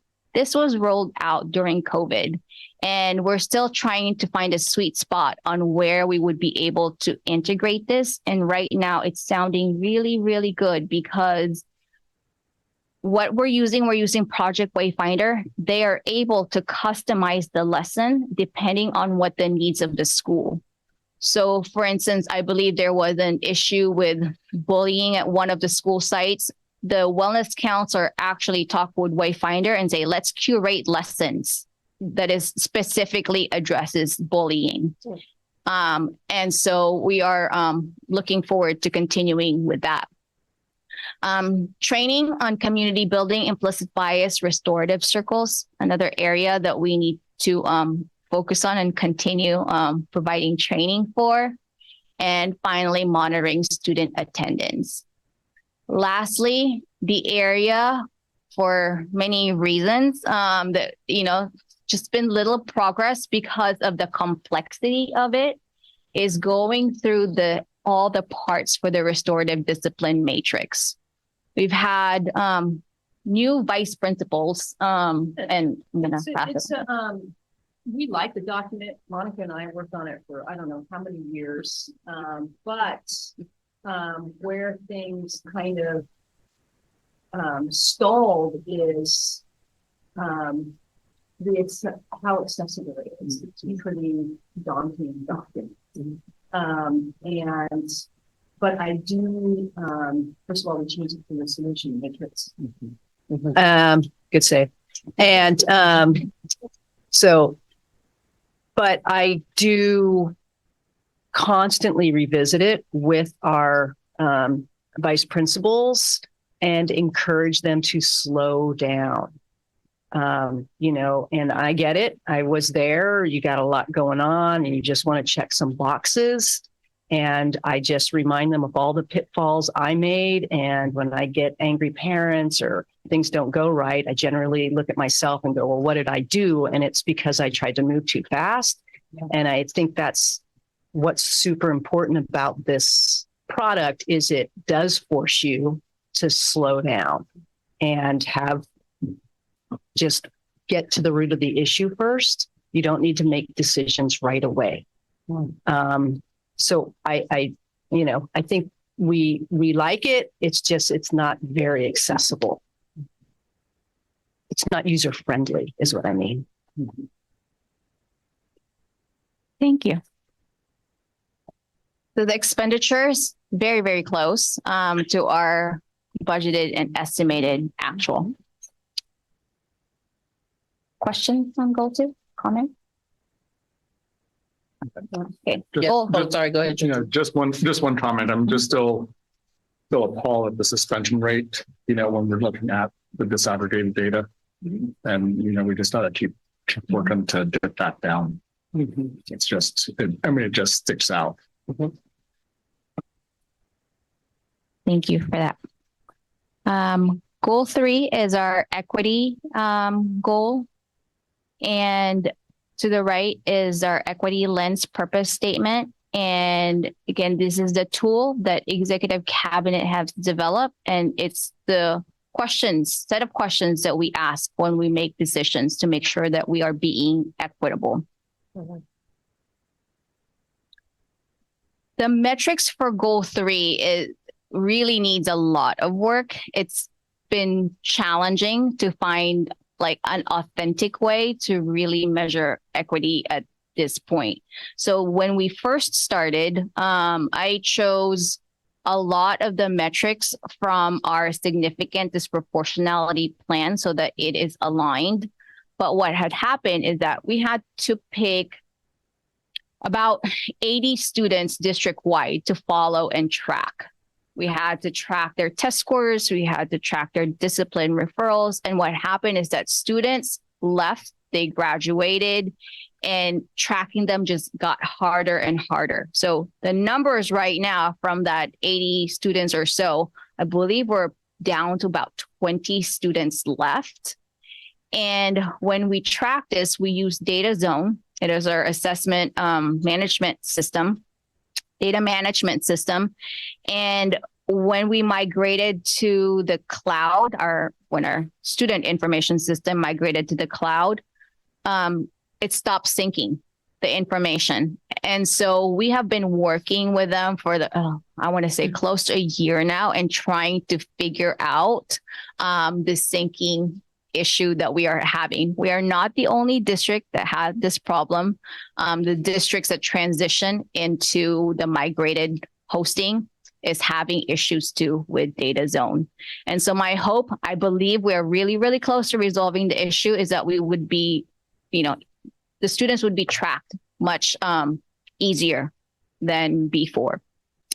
So with this, the staff equity survey participation rate and then the student rate, what we would like to do eventually is align the surveys and change it, not just the participation rate, but also like what are they saying really? So the essence of equity more than the participation rate.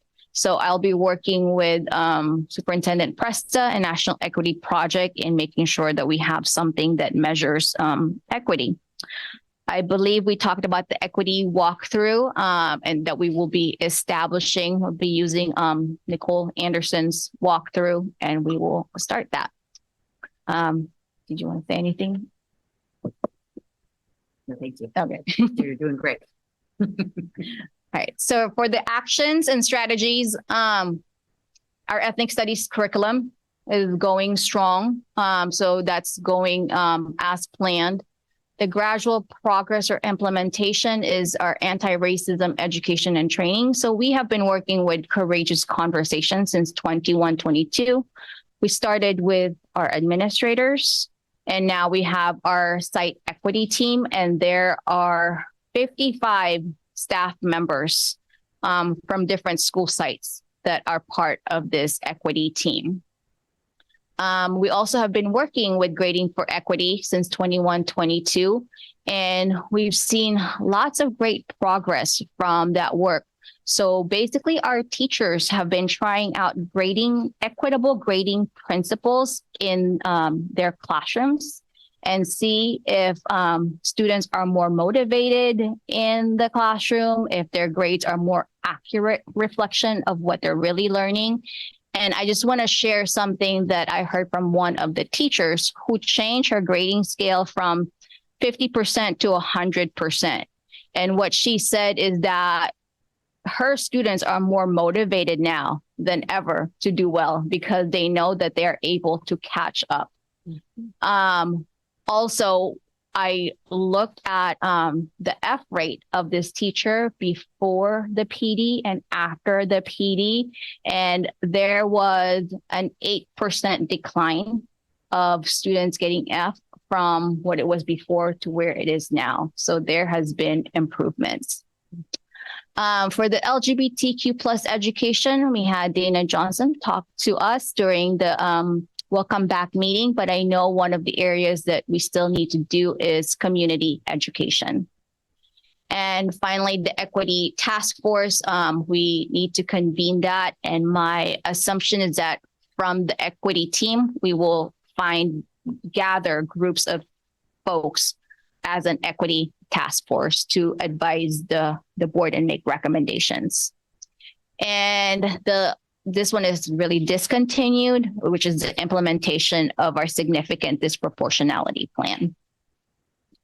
As far as the expenditure, again, still very, very close to what was budgeted. Any questions?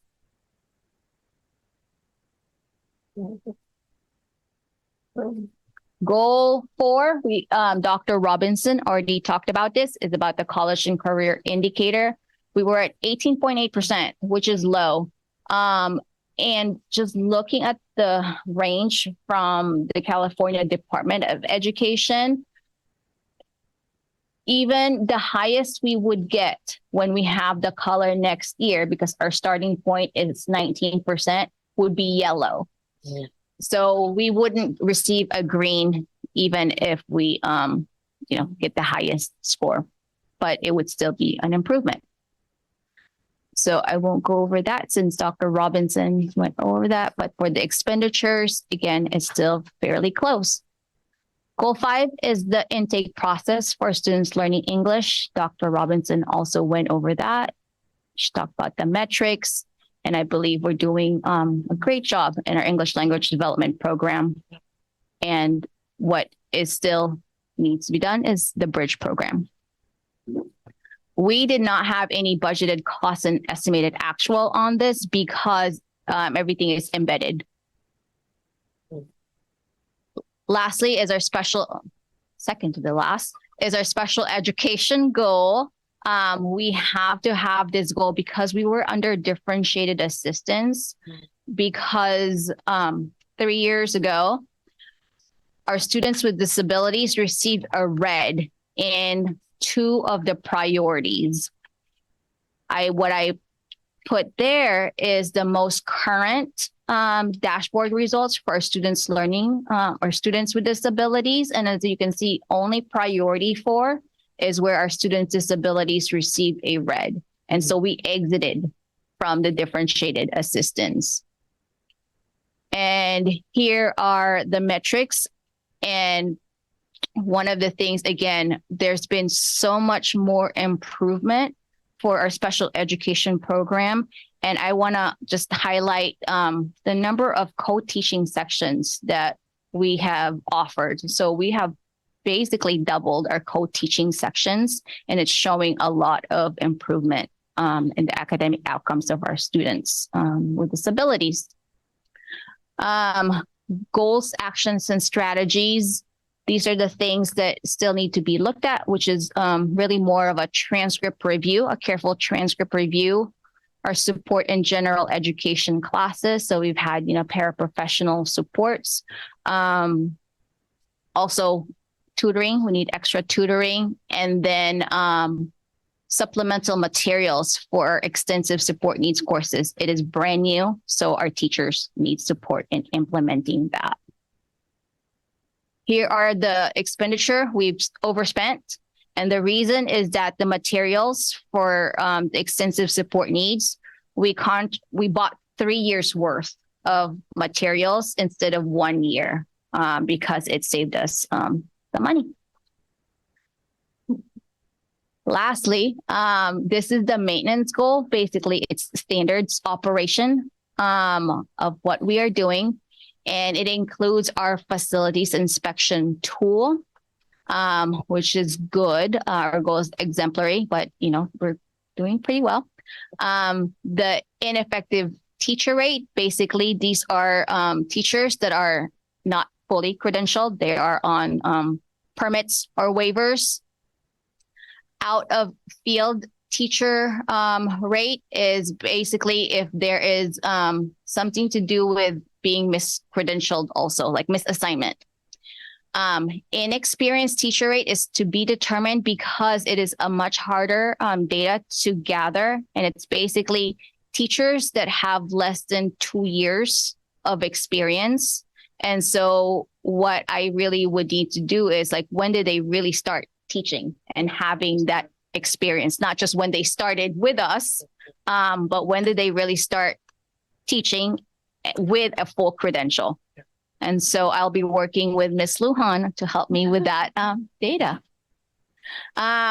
Certificated staff retention rate. we met this 90% is our goal, and 90% of our staff returned. Same thing with our administrators. 90% is pretty high when I put it up there, but hey, we met it. California Parent Survey, again, still working on it. And then finally, the Communication Effectiveness Feedback Survey, which Mr. Warden gives out at the end of the year, and see how effective we are with communication. Again, adequate progress in our base program, safe and clean schools, our induction service, PD opportunities, standard aligned materials, and site-based allocation. Area still need to focus on is to make sure that we hire appropriately credentialed and retain appropriately credentialed high quality staff, increase student voice, improve communication, and then tutoring for unduplicated students. And this is our budgeted and estimated actual. So still very, very close. And that's pretty much it. That's it. Sorry. Comprehensive. I can. I don't know if there's anyone Change else it. have any closing comments? I'm teasing. Yes, hours and hours of work. I will say I have tons of questions, but I don't want to keep us here until very, very late. So I may circle back with you or let you know. And I know that we started this conversation during our work study that we talked about some of the things too. And we were gathering some of the feedback, so may send that to you as well for some follow-up. But yeah, this is a whole lot of work, and it's a lot of information to go over and digest, and then also to compartmentalize and report out on, because it's essentially the school district. Again, we're just the whole school district and what we're doing with all of our budget. So, and we're like, and you do that in 45 minutes. It's like explain the whole school district. That's a heavy task, a heavy lift. So, thank you for the report. And I started reading over the weekend and got through it. I'm still trying to finish kind of going through it and getting it all straight in my head so that I can ask appropriate questions. So I think for me, this was, and the reason why I didn't ask a lot of questions, this is just kind of hear what you have to say, and then hopefully we continue the conversation moving forward. So I believe we have a study session on April 20th. Yeah. So between now and April, having this mid-year really, as board members, taking a deep dive, so we can have a really good conversation about feedback and direction. All right. Thank you so much. Thank you. Thank you. Moving on to our next item, which is our comprehensive school safety plans. Bring it over to Ms. Besseria. Hello, good evening, everyone. So what we have attached here are our public versions of our comprehensive school safety plans. Our district needs to bring these plans before the board before March 1st. We talked about the internal plan in closed session, kind of reviewed some things. The public plan will be posted on the site's websites, and they just include information regarding all our procedures to make sure that schools are safe, like child abuse reporting, suspension and expulsion procedures, discrimination and harassment policies, procedures for safe ingress and egress, hate crime reporting, and then, of course, all our Big Five response procedures. So I believe you all had a chance to look at that. So if you have any questions, I'm here to answer them. Opening up for any questions or comments on our safety plans for each of the schools. No? All right. Well, thank you so much for the work. I will say that, we take care of our community's kids for an extended period of time. And I know like when I was a parent during the school year, my kids would spend more time at school than they would physically with me, a lot of times with work. And so we take safety very seriously. And I'm happy that the work that the county did to get the big five and get us moving, especially unfortunately with the world that we live in, that we have to think and talk about some of the things and the false alarms, thankfully, that we've experienced, that hopefully that the plans are in place so that we have adequate response regardless of what happens, and that school is a safe place for all of our students. So thank you for the work. Can I say something? So I just want to thank Ms. Besuino for always putting our students first in everything she does. This is a lot of work, and I know you put a lot into it, care very much. I think that comes from growing up in this district and being a principal in this district and having a really strong history here. And I really appreciate you. Thank you. Thank you. All right. So, unless there are any other comments or questions? All right. Moving on to our action items. The first item is the delegate assembly ballot for subregion 5B, which is us. Turning over to Superintendent Preston. I do not have my agenda right in front of me. Oh, it's okay, that's Essentially, fine. you need to vote on the three candidates, all of whom I believe you all know. Yes. And you received their backgrounds. Yes. So unless there's any comments or questions, can we get a motion to approve the recommendation to vote for all three of the candidates on the ballot? So moved. All those in favor say aye. Aye. Aye. Great. Well, thank you. Next item is resolution number 2023-2024/8. Oh my God, so many glasses. This is for the sale of our general obligation bonds from the 2020 election measure Z. Turning it over to Ms. Van Raphorst. Thank you, President Salahuddin. Good evening, everyone. Before you tonight is a resolution authorizing the sale of bond funds to cover our bond projects that we've talked about in multiple meetings leading up to this. We would authorize the sale of $60,250,000 worth of funds to for the planning and construction of the Jefferson High School gym, pool, theater, and other district construction projects. Our goal in issuing these funds is, of course, to make sure we're not issuing funds that we don't need, but also to try to stabilize the tax rate for our taxpayers. And so this would not increase taxes. It would just keep it the same as other bonds fall off. Thank you so much for that explanation. I don't know if there's any comments or questions. Yeah, no, actually, that was actually, I'm glad you mentioned that because I was wondering why that specific amount. So that makes sense. Okay. So, if it's okay, I would love a motion to approve the authorization. Move to approve resolution number 2023-2024/8 for the GO bonds for 2020 election. Thank you. All in favor, say aye. Aye. Thank you so much.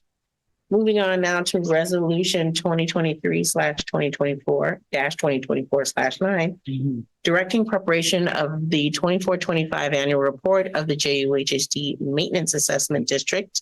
Turning it back over to Ms. Van Raphorst. Thank you. This resolution before you is an annual item that authorizes SCI Consulting Group to prepare our annual report. This will allow us to continue to receive the maintenance assessment district funds that amount to about $350,000 annually. Any comments or questions? If not, can I get a motion to approve the resolution? Move to approve resolution 2023-2024/9. Second. All those in favor say aye. Aye. Thank you so much. And now moving on to consideration of future agenda items. Have anything they would like to add to the agenda? Nope. All right. So moving on to adjournment. Can I get a motion to adjourn? So moved. One second. Like, can we like, On that one? On that I don't think no one wanted to There's say a delay. All those in favor say aye. Aye. Meeting is adjourned.